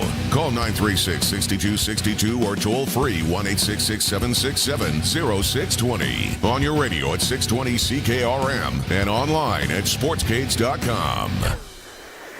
All right. Welcome back, Sportscage for Nelson Holmes. On Fridays, home packages and RTMs for over 65 years. Nelson Holmes. Greg from the Piffles podcast is with me and Colson here on this Friday. Thanks for making time. Okay, sprinkle of the day time. I know we just had Eric. It's for Sports Select. QR code now. Do it on your phone. Lotto Spot retailer. A lot easier. Or you can fill out the slips. Go to Futures, if you can, please, Colson, if you're watching the stream. Sportscage or sportsselect.com. One of the futures you can bet on, WWE Royal Rumble. Oh, now we're talking me. You're a wrestling guy. You like your wrestling. You can bet on the men's Royal Rumble or the female Royal Rumble. This baffles me for so many reasons. You know that wrestling isn't real, right? It's still real to me, damn it. Okay. Speaking of renting videos, the first few WrestleManias, British Bulldogs, let's go. Oh, with Ozzy, yeah, Ozzy brought him down to the ring that year, didn't he? No, I'm like talking like 80s, man. Like, I'm sure Ozzy. Let's look that up right after this, though. You can bet the future. Like SportsSelect.com is so awesome. Where do you start though, Greg? Royal Rumble, men's winner. I don't. Let me see if I know any of these names. You could have played that game with me, Colson. Name of a wrestler, a horse, or a political figure. I don't know anybody. The Rock. That's not Dwayne, is it? Yeah, is he on this list? 35-1. He ain't showing. Well, yeah, it's in Saudi Arabia. He might show up. Really? He still plays. He still wrestles. Occasionally, he's also on their board, and he's not winning an Oscar this year. So who cares? Ethan Page. Yep. He's a Hamilton Doesn't boy. he work at the credit union on North Rochdale? He looks like it. Actually wears glasses. Okay. He's a Hamilton boy. He's Canadian. Really? Yeah. Pat McAfee, 175 pays. He ain't winning, I tell you that much, though. He might show up. It baffles me that you can bet on this. Royal Rumble. And it's embarrassing because Xavier Woods and have Pat McAfee have the same odds as you do. How about Roman Reigns? Good name. I don't think he used to play in the CFL. What? That's Joanna Waii. Really? Yeah, played for the Edmonton franchise at the time. But yeah. Wow, we're learning things here. You can bet on it if you're a wrestling fan. Royal Rumble. I like Sami Zayn. That is my choice right there. Or I don't think Braun Breaker's going to do it. Sami Zayn. Canadian boy from Montreal. Jeez, are these all Canadians? There's a lot of Canadians. There's a lot of Canadian wrestlers. Cody Rhodes? Is that Dusty's boy? That's Dusty's kid. Yeah, his youngest. Or not his youngest, I guess. Sorry. LA Knight? In relation to Jordan or Phil? That's not his real name. Oh. Randy Orton. Cowboy Bob? Bob Orton's kid. Yep. That one's his real name. Brock Lesnar's on here. Saskatchewan's own. He Pride of Merrifield. I wouldn't be shocked if he's there. Actually, no, he declared he's going to be there. He is going to be in Saudi Arabia. I'm trying to look at the last names here to see if there's anybody. Damian Priest. Priest name sound. No. That's Maxi Priest. That was a singer. Never mind. Dominic Mysterio, obviously Rey Mysterio's Kevin kid. Owens. Also a Montreal boy. Well, you keep on naming all the Canadian kids. Like you don't watch. Chris Jericho. He might show up. He is actually a free agent right now. How does this work? These guys just show up? Like it's a pickup game? So the Royal Rumble was created by Pat Patterson, and it is a battle royal. Except typically in the battle royals, everyone starts in the ring, last person standing wins. With the Royal Rumble, every minute someone enters the ring. You start with 2 until you get to 30, and the last man standing wins. or woman standing, because there's a women's battle royal as well. Unbelievable stuff. Okay, sprinkle of the day, sportselect.com. Make your pick. Go bet. If you bet on this Royal Rumble future, send me a screenshot of it, please, to the Prairie Line Rentals text line, 936-6262. Fascinating. I absolutely love it. Okay, we teed this up. Olympics start next week. The women are going to be playing hockey at the arena there. It looks done. There's been an update. I think, here, I'll tell you this. The last update yesterday that Chris Johnson had, they got a new score clock. It's actually really nice. So it looks legit. 1 week out from the start of the Milan Olympics women's hockey tournament, there are encouraging reports to come out of Santa Guila? No. Anyway, out of Italy. The arena. Big progress in construction since the test events earlier this month. Logos and other markings now painted on the ice. Italy, France, February 5th. The first of 33 games scheduled in the venue. 33 games. Yeah. It's a lot of hockey. But the new score clock looks sick. It's awesome. Benny Walchuk, there it is, if you're watching the stream. Benny Walchuk, our SJHL guru from Yorkton and our Yorkton station, he caught up with former Swan Valley Stampeder, Miami University, Wichita Thunder skater from Gimli, Manitoba, 30-year-old Carter Johnson, who just played in the test games.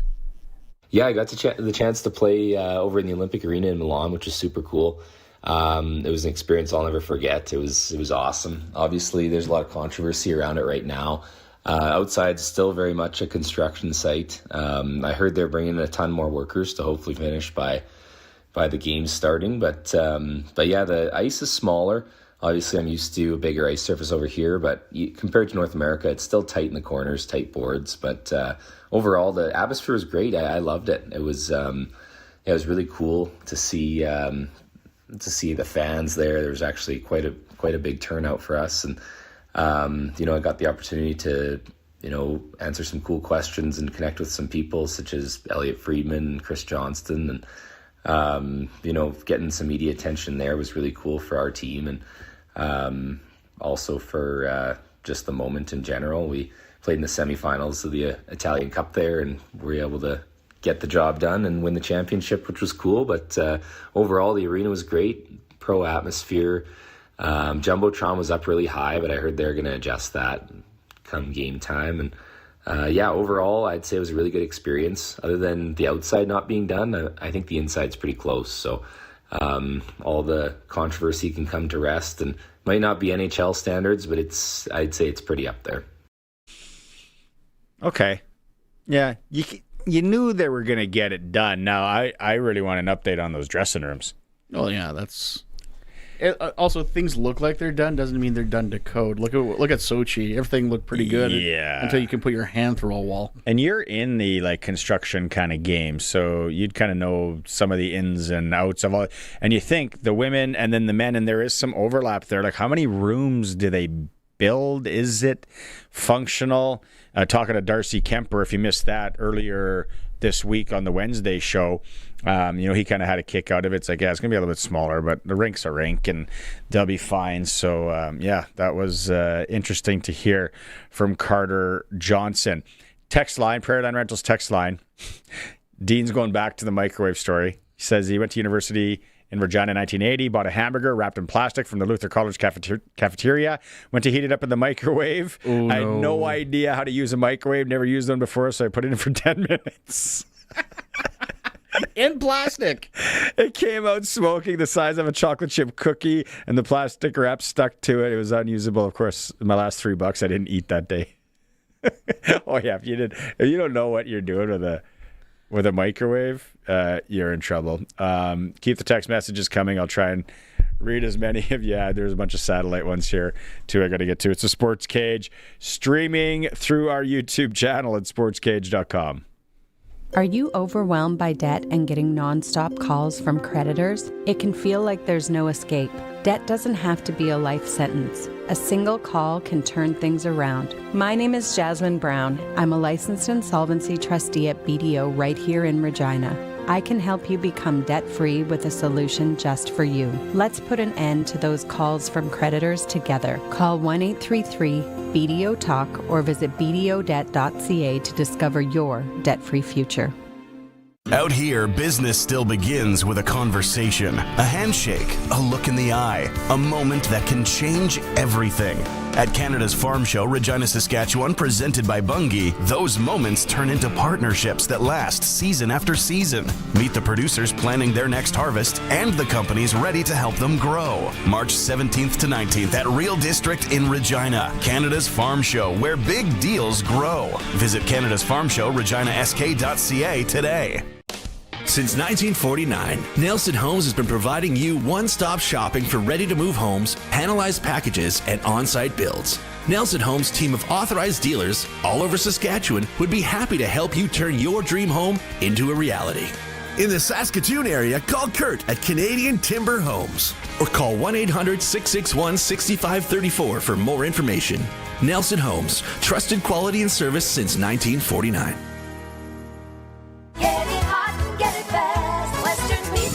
Been a long day, your feet hurt, your brain is fried, and now supper?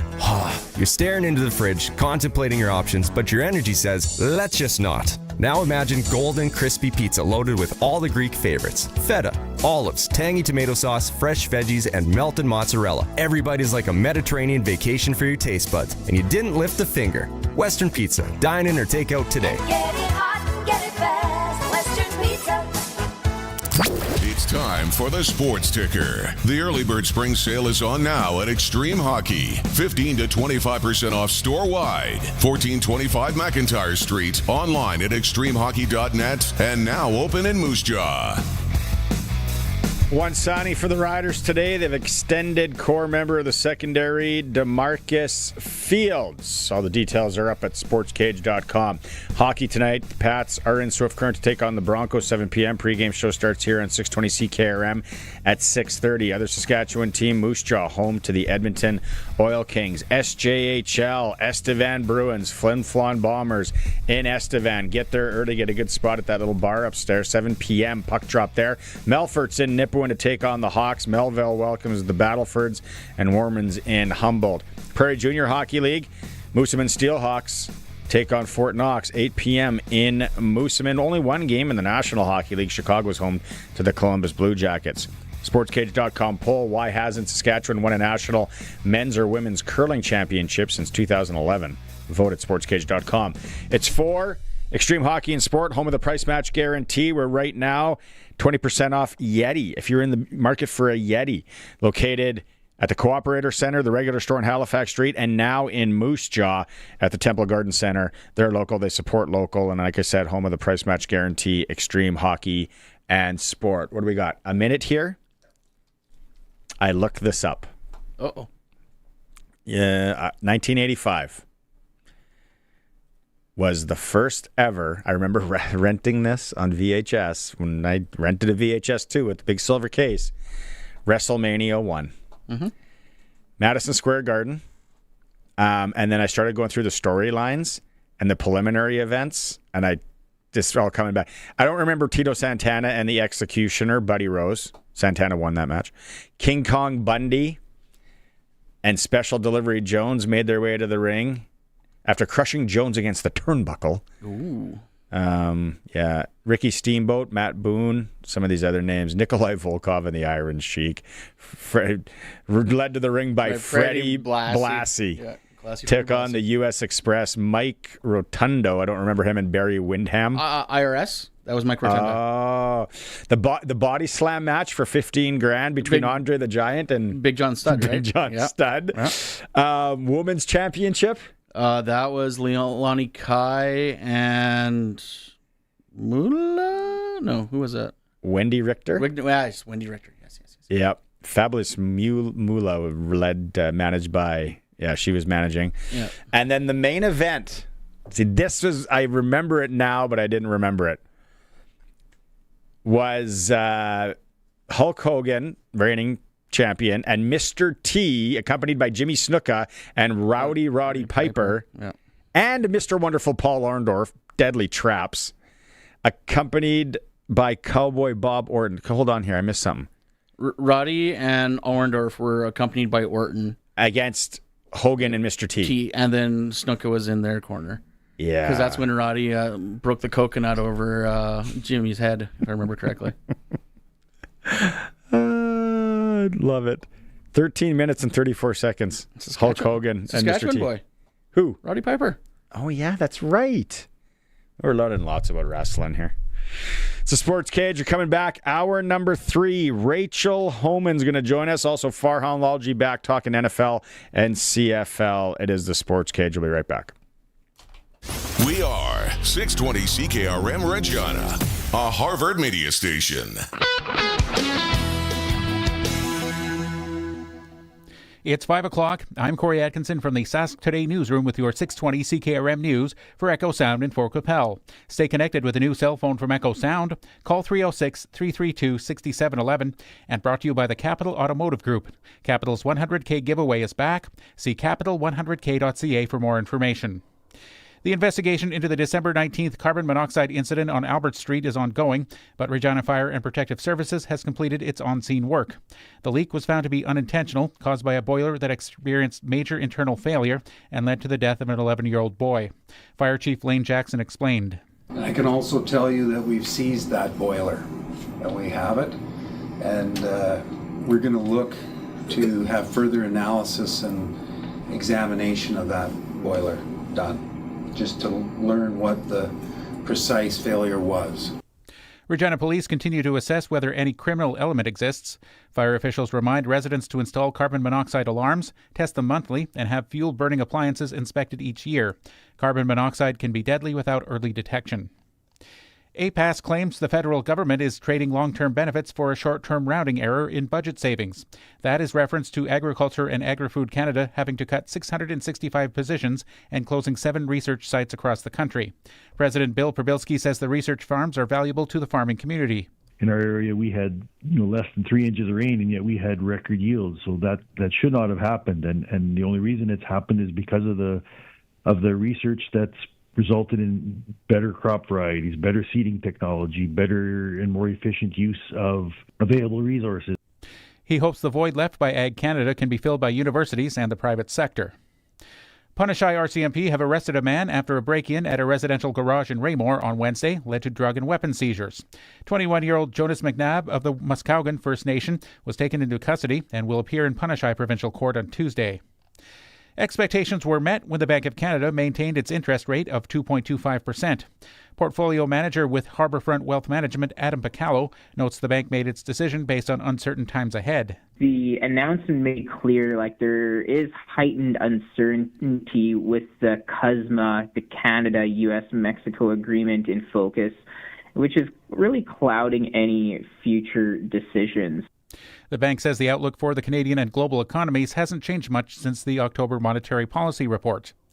And Canadian comedy legend Catherine O'Hara has died at the age of 71. The Toronto-born comedian had a lengthy resume, including playing the iconic Moira Rose on Schitt's Creek. Next step is to fold in the cheese. She also played Kevin McAllister's mom in Home Alone. What else could we be forgetting? She also had a more recent turn as Patty Lee in The Studio. Her agency says O'Hara died at her home in Los Angeles Friday after a brief illness. Further details were not immediately available. Jason White, The Canadian Press. That was your 620 CKRM News. Read more stories from around your community and around the province at sasktoday.ca and 620ckm.com. Your weather is next. Ever feel like managing your phone, internet, and streaming is like an old ski game? Zigzagging trees, dodging yetis, just trying to level up without wiping out your wallet? Good news! At Echo Sound, your SaskTel authorized dealer, you can glide through it all. New phone? Level up. Faster internet? Power boost. Max TV streaming. Bonus content. No obstacles, no yetis. Just experts who make it easy. Ski smoothly into the new year with SaskTel services. Echo Sound, your SaskTel authorized dealer in Fort Qu'Appelle. EchoSound.ca. Capital's 100K giveaway is back for 2026. The Capital Automotive Group is giving away $100,000 in cash and prizes with no strings attached. We're proud to be part of communities across Western Canada, and we know it's Those communities that allow us to exist. So every once in a while, once a year to be exact, we're going to say thanks by giving away $100,000 in cash and prizes. To learn more and enter to win, check out capital100k.ca. Capital's 100K giveaway. Do not miss it. Brought to you by Line X Regina. Serious protection, killer looks. 1865 McCarra Street. Weak low pressure and a warm front moving across the province tomorrow will bring some light snow tonight into tomorrow. Most of it should taper off by midday with up to 5 centimeters expected locally. Brisk winds also expected with this particular system. It'll remain largely unsettled into the second half of the weekend. We may see another round of flurries on Monday. Clouds on the increase tonight with developing light snow. Temperatures rise to -3. South winds at 25 to 40, gusts to 50. There will be some local blowing and drifting snow. Chance of light snow will increase to 70%. Milder with periods of light snow tomorrow, up to 5 centimeters possible, a high of +1. South winds 25 to 45, gusting 60, shifting west-northwesterly and diminishing. Flurries and then partly cloudy, -3 Saturday night. Northwesterlies at 20 to 35, mainly cloudy on Sunday, -3, but temperatures may drop in the afternoon. Cloudy with developing flurries, colder on Monday, -10, partly sunny, -4 on Tuesday. With your 620 CKRM Precision Weather Forecast, I'm meteorologist Russ Murley. For 40 years, the team from Line X Regina has been protecting vehicles across Saskatchewan, and we're changing with the times. 3 generations of our family have protected your vehicles. Our business has evolved, and we're not stopping now. The next generation is here. Same family, same commitment. Ready for the next generation of truck beds, rocker panels, trailers, bumpers, and running boards in all kinds of colors. Line X Regina, 1865 McCarra Street, the next generation of protective coatings. Broadcasting from Century Studios in downtown Regina, Harvard Media presents The Sports Cage, where Saskatchewan comes to talk local sports. Brought to you by Nelson Homes, supplying home packages and RTMs for over 65 years. Be part of the show. Call 1-866-767-0620 or text 306-936-6262. The Sports Cage. Streaming at sportscage.com, our YouTube channel, and on the radio at 620 CKRM.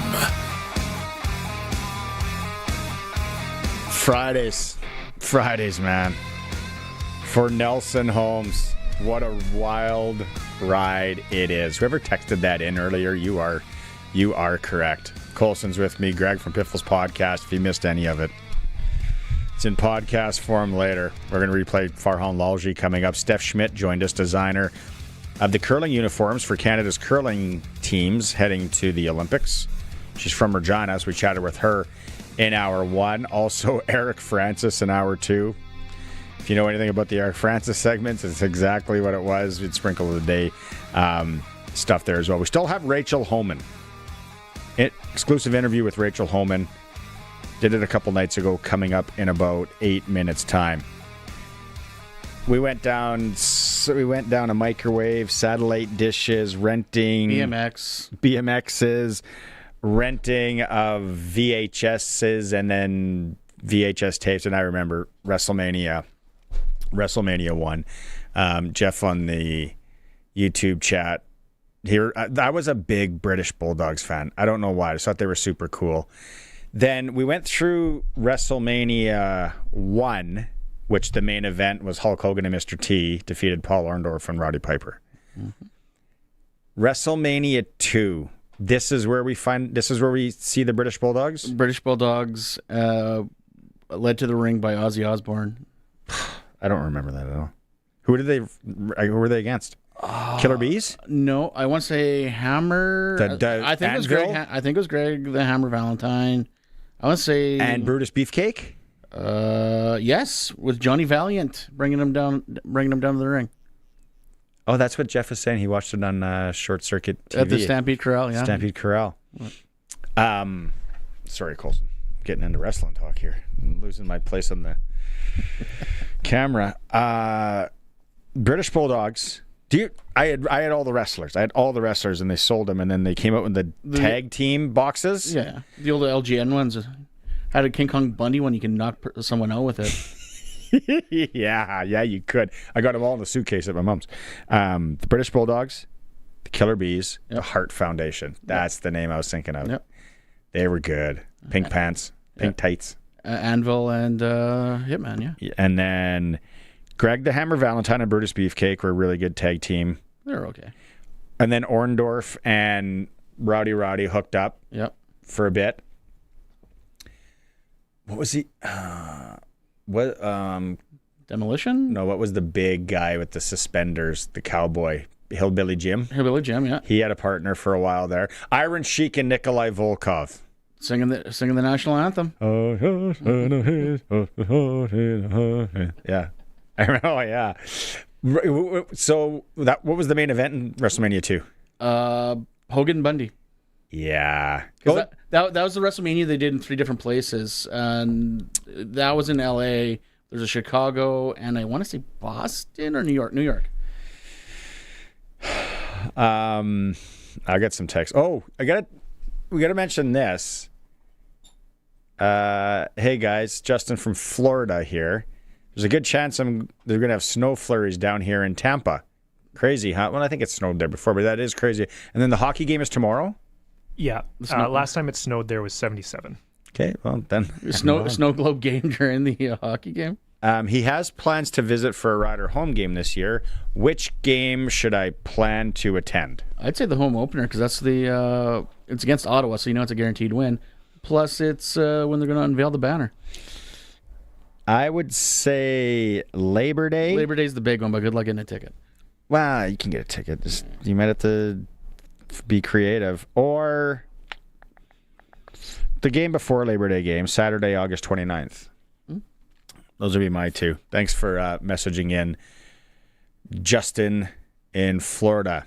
Barry from PA, by the way, home of the number 1 rated junior team in Canada. You got that right. Damn Skippy, Barry.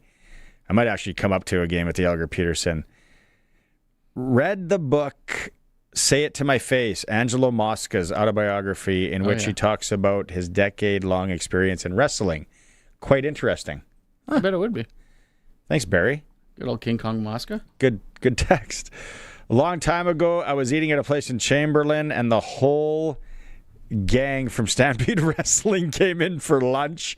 They were all good buddies. Dan. Kayfabe wasn't a thing apparently back then. The what? Kayfabe. What's that? What's a carny term? You got to keep the oh really storyline. Okay. Yeah.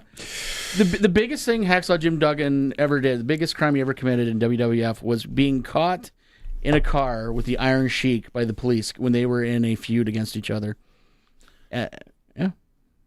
Oh, and that got leaked. It got leaked. That was out there. Yeah, and you got. I think you got fired because of it. No, that was the end of Hacksaw Jim Duggan. Broke kayfabe. He came back eventually, but yeah, you got to let go because of it. There's a bunch of other wrestling ones here. We got to get to some Rider stuff here. We haven't played some of these clips from Jeremy O'Day's media availability today. First off, I asked him because of the Farhan and the Tommy Stevens thing and all that. I said, Jeremy, I said, is it the league's responsibility to develop quarterbacks?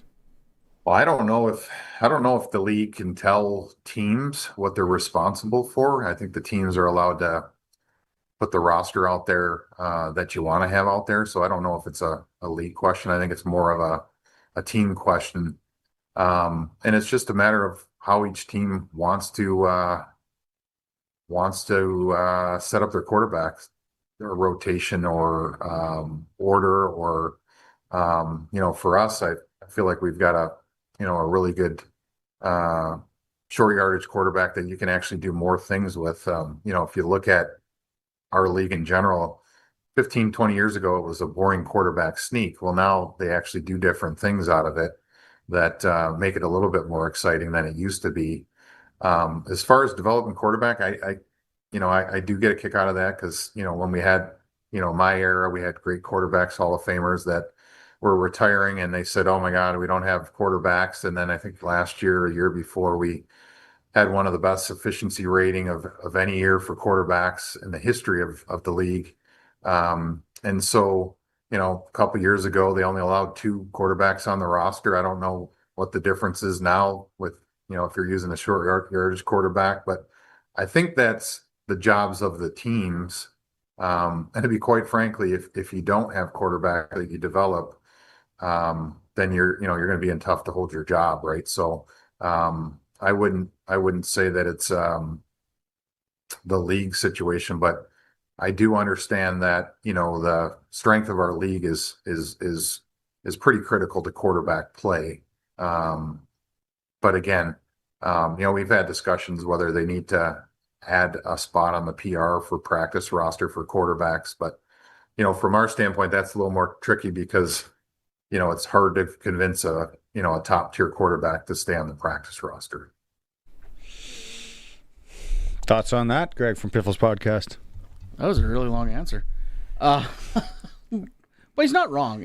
He's careful with it, but you can tell he's like, but he's right though. The league can't tell a team how to roster their team. You have your roster based on how you're going to run your team. They like having Tommy Stevens where he is. I think, and we talk about this all the time on Piffles, me and Alex especially, we think there's a deficiency in quarterback talent these days. You look at everywhere. There's a ton of quarterbacks, but now that the way they're coming through college, they're very system oriented. So unless you got the right guy in the right system, I don't think you got those pure passers anymore. So, and plus they're practicing less. They're less live fire in practice. So yeah, guys aren't developing the way they used to because they're not getting the reps they used to. We played this one earlier because I know a lot of you about the AJs and especially AJ Allen and CJ Rivas, and he talks about the negotiation status with those two. Nothing to report on either one of those guys right now. Again, as I said before, we'd love to have all the team back. Unfortunately, we're going to have to make decisions on who we can bring back, who we can offer, and who we can't. And it's no fault of the team or the players. Sometimes players understand their window to play football is limited, so they want to get as much money as they can. And there's other players that are more comfortable with staying and in some cases taking a similar contract or less. But that really hasn't happened very much in our negotiations. Most of our guys are looking for increased salaries, which I understand. We had a successful year, and they want to capitalize on that as well. I read into that one. And there's another clip that he kind of mentions it too. Softening the blow. Be prepared, people. AJ Allen. That one's big for me, but he's going to get paid. He's a very good talent, and he's got the right passport. CJ Rivas made it very clear early into the process that he was looking to get paid because he was trying to figure out how much other guys in his position would make. And with the Riders going back to obviously going Canadian safety, and they already have CJ Rivas's linebacker replacement in-house, it makes sense they're moving on from him too. Number 4, Colson, anxiety or other emotions when players go to see what's out there. I think you got to be prepared for that, Dave, when you go into it, understanding that, you might not even have another conversation with them. Just because you don't know, it is challenging when you're, essentially what you're doing as a team is you're putting your opinion of the player, and it's being reflective on the offer that you're giving them. And so sometimes, that's tough to hear. I'm sure my opinion of myself was much higher than some other players and or some other, GMs. And, so there can be situations where there are hard feelings. It's also, it's difficult when you have so many guys that are free agents, even just keeping communication open. And sometimes they feel like, the team doesn't want them back. And the reality is they probably do, but there's, an order you have to go through. And, some of the situations have to be resolved before you can have those discussions with other players as well. So, it can be a little bit of a challenge, but, once they go into the window, Dave, it's, anything could happen, and other teams can talk to them, and again, they may have a different value for the player than you do, but I mean that's pro football. That's what we're dealing with. So yeah, you got to understand that once you get into that, there's a chance that the other teams are going to recruit them and probably tell them everything they want to hear, and maybe it's true, maybe it's not true, but they're recruiting them. They're trying to get them to sign on the team. So, they're gonna tell them what they need to. He's not wrong. No. Chris Jones was notorious for signing everyone he could, and then when he got him into camp, he tried to renegotiate them. I'm pretty sure Sean Lemon didn't expect his second time as a Rider to be one game, because that's a good point. Chris Jones wanted him to drop back in pass coverage. Yeah, and it's gonna be interesting. Other teams out there, guys that are free agents, that Jeremy O'Day and his crew might be talking to here once the window opens. Who's out there that kind of raises your curiosity? I don't know if Alex put it up. We all picked 5 players, so pifflespodcast.com. But James Letcher Jr. is on my radar right now. I don't think Mario Alford's coming back. We need a kick returner. And James Letcher Jr. Was a little dinged up last year, only played 9 games, but was still fifth or 6th in total return yards, only playing half the season. Year before, he was 2nd. And he can play. And he plays offense. He has, unlike Alford, he could actually be a receiver in this offense. Are you more concerned where we sit right now, defensive line or offensive line? Offensive line, I'm not worried about. Defensive line, 100% I'm worried about. There's a lot of young guys, a lot of potential.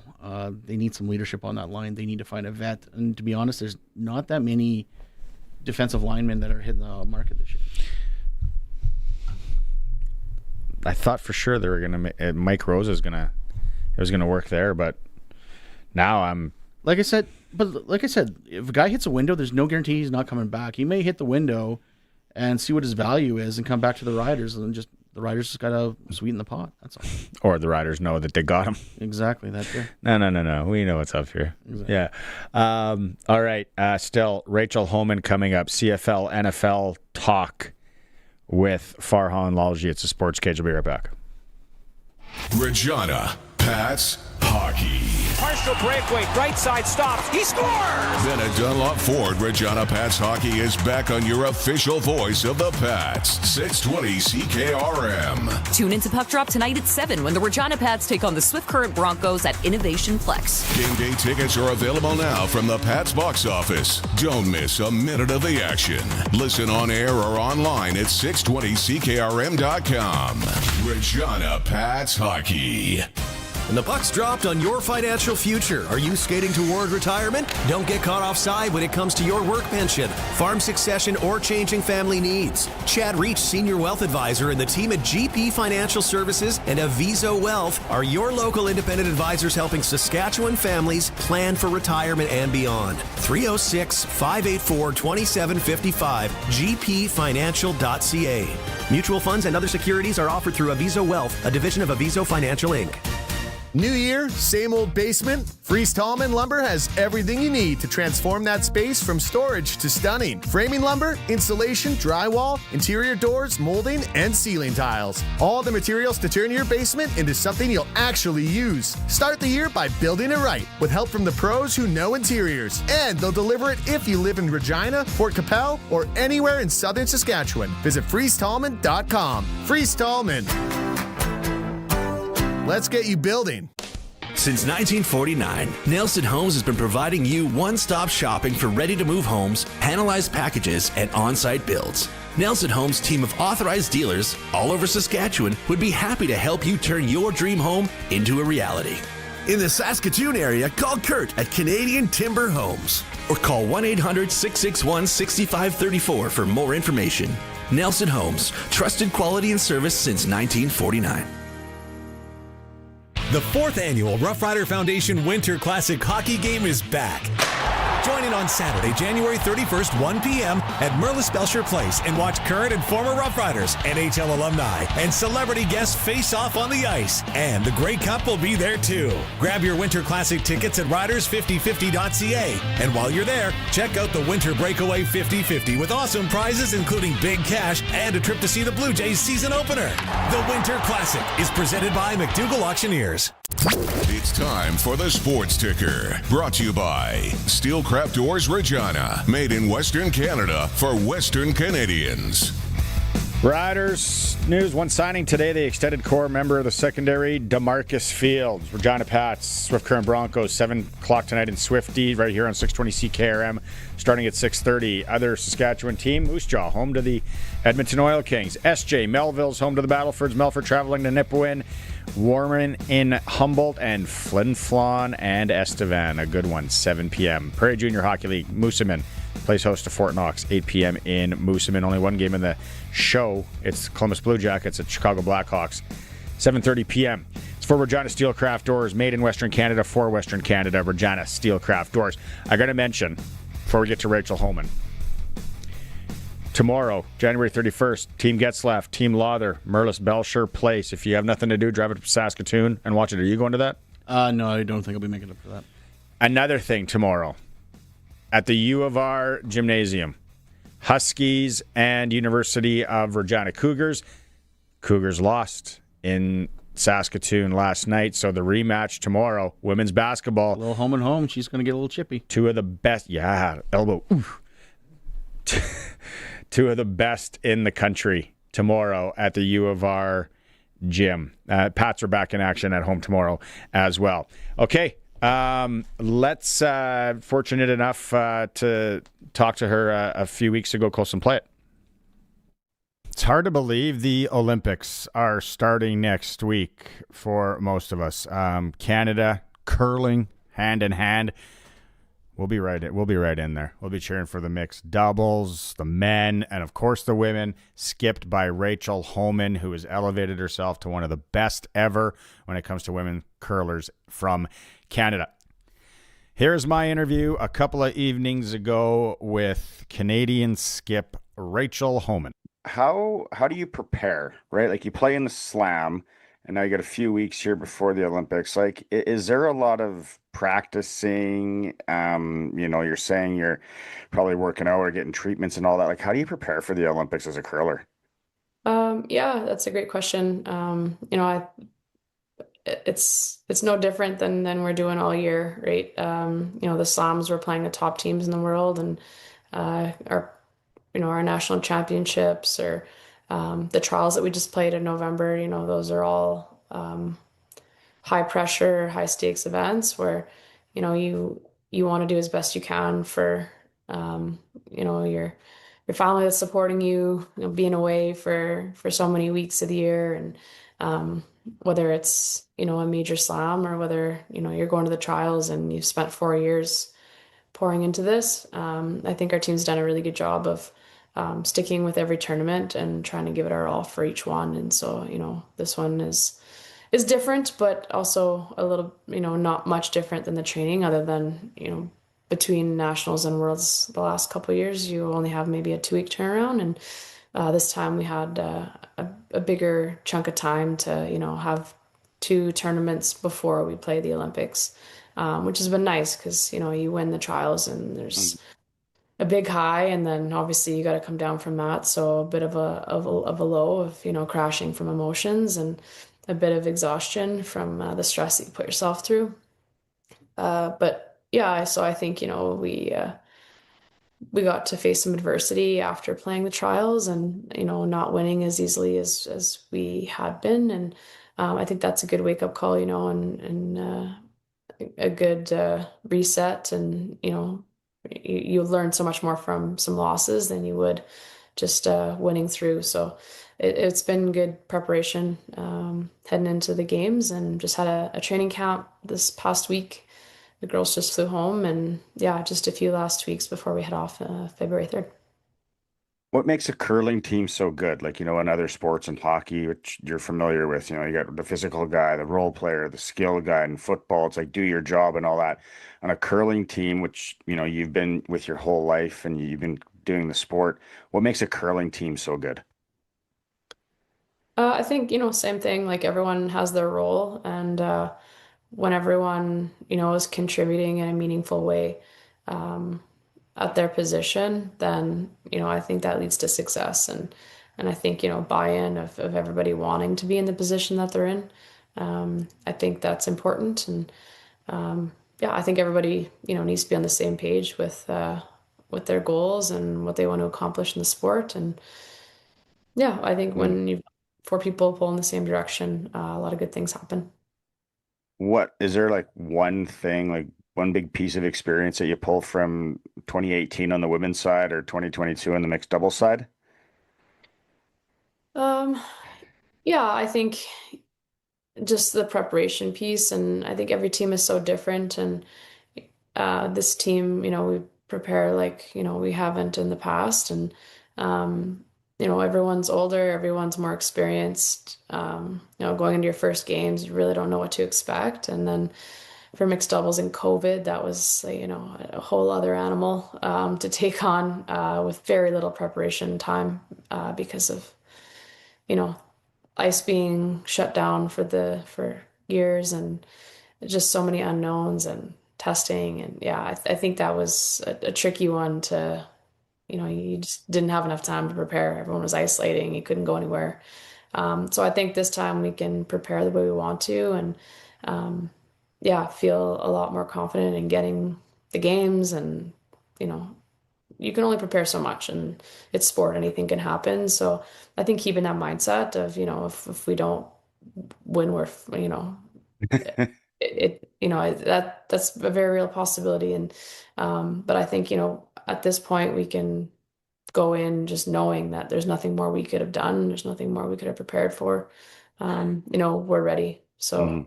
it's, yeah, at this point it's up to as much as we can put our best foot forward. And we know, and we're confident in our ability and the team that we're putting forward, that it's going to be our best shot. Is that mental game of or the mental aspect of curling, like pressure situations? Like, do you do anything different? Like the football kickers, and I've talked to, they do like box breathing, and golfers, they're blowing in their fingers before they hit a big shot and all that. Does a curler do anything to kind of calm the nerves, maybe?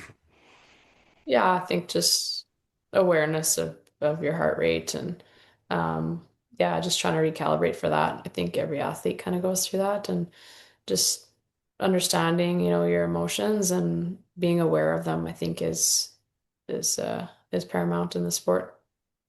You looking forward to taking in any other sports in Italy? Um, I haven't really thought about it. It's just been a lot of scheduling these last few weeks, getting ready and figuring out what we need to do. And then, we're going there early, so I think we can figure that out when we get there. It's going to be a little bit tougher this time around just because we don't move into the village until the 9th. And then, um, our schedule, it's a long one. Yeah. It's compared Could to be stuff. fluid. Could be fluid then. Yeah, we'll figure it out as we go. Like if there's opportunity, like I love going to watch other sports. Um, but at the same time, we have a job to do. I'm excited to go. I want to do my absolute best. So Hmm. anything I can that's gonna make me better for the next game, like that's what I'm gonna do and focus on. Um, and Yeah. there's TVs that we can watch the streams and stuff, if the rest is what we need. So we'll be cheering hard, whether it's in front of the TV, if we get the opportunity to go and watch, and it makes sense for us, like that'd be unreal. I've got to see, Scott and Tessa win gold at their skate in Mm. 2018. That was unbelievable to watch live, and just some cool moments in sport that we've been able to witness being at these games. But Mm. yeah, I don't know. Haven't quite looked that far yet, but it'll be cool Uh, to get to. Yeah. is the athlete village a must? Like, do you have to do it, and do you want to do it, or like, is there ever an option of maybe like staying off site or anything? There isn't an option for us, no. Or I don't think anyone in the Mountain Village, because we're not in the main village. When do you fall in love with curling? When do you fall in love with When do you, like, at what age? Like, how old were you when you fall in love with the game of curling? I don't know. I think I'm just a competitive person, so I just love to compete. It's a neat sport where, there's no other sport that kind of makes you as frustrated or as like unbelievably happy to win. Just because there's so many moving pieces and so many parts of curling. There's like the physical sweeping part, and then there's the tactical part, and there's fine motor skills, and then like explosive like leg drives for big weight shots. There's just like a lot of different parts to the game. So it just feels like it's never ending, and the strategy, it's like football, like it's just never ending. Like the strategy and X's and O's almost, and yeah. So I love strategy games. I love that part of it. And diving into, there's the playbook, and then there's gut feeling, and there's lots of nuances of the game that are frustrating and fun and making it different, and it's a cool sport to dive in and learn about, and it's an absolute challenge. People that have never played it, right? It's like you could play whatever sport and be good at whatever sport, and in curling, it's like such a different ball of wax. So it's like it's pretty cool that you talk about all those things. My last one is the international curling game compared to what you play. Like, I know I was watching and I saw on social media, you called out the Japanese team, I think, on sweeping, and then there's umpires at the international game. What are the big differences from going to curl international, like at the Olympics, compared to, maybe let's say a Scotties or a Slam?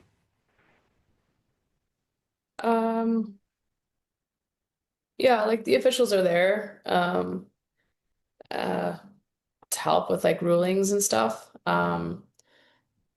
Sweeping's a tough one because they're putting in new rules, and people are trying different sweeping techniques, and when I said something, I just don't think that she knew. Because I had mentioned it to their coach, like you have to sweep like a piece of the running. Like, if you're not sweeping the rock, then all you're doing is moving something in front of the rock. So I was just like, you just have to sweep the rock, like any part of the rock, right? And then once I said it, she never did it again. So she knew what I was talking about.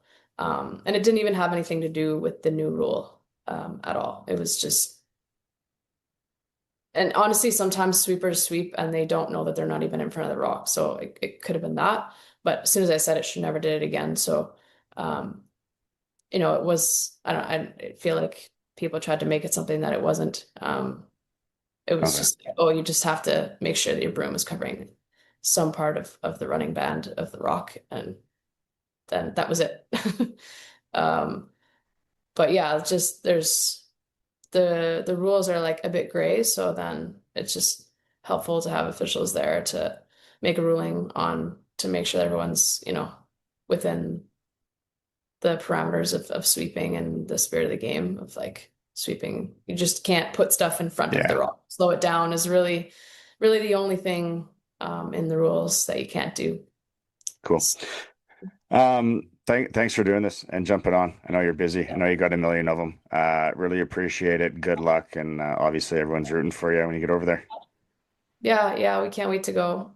We're excited, and we feel the support, and we can't wait to put on those jerseys and get on the ice. First game for the women, Thursday, February 12th against Denmark at the Olympics, starting next weekend. Hope you enjoyed that one. You can go back and listen to a podcast form, of course, as always, here on the Sportscage. We're streaming through our YouTube channel. We're always on 620 CKRM. The 4th annual Rough Rider Foundation Winter Classic Hockey Game is back. Join in on Saturday, January 31st, 1 p.m. at Merlis Belcher Place and watch current and former Roughriders, NHL alumni, and celebrity guests face off on the ice. And the Grey Cup will be there too. Grab your Winter Classic tickets at riders5050.ca. And while you're there, check out the Winter Breakaway 50-50 with awesome prizes including big cash and a trip to see the Blue Jays season opener.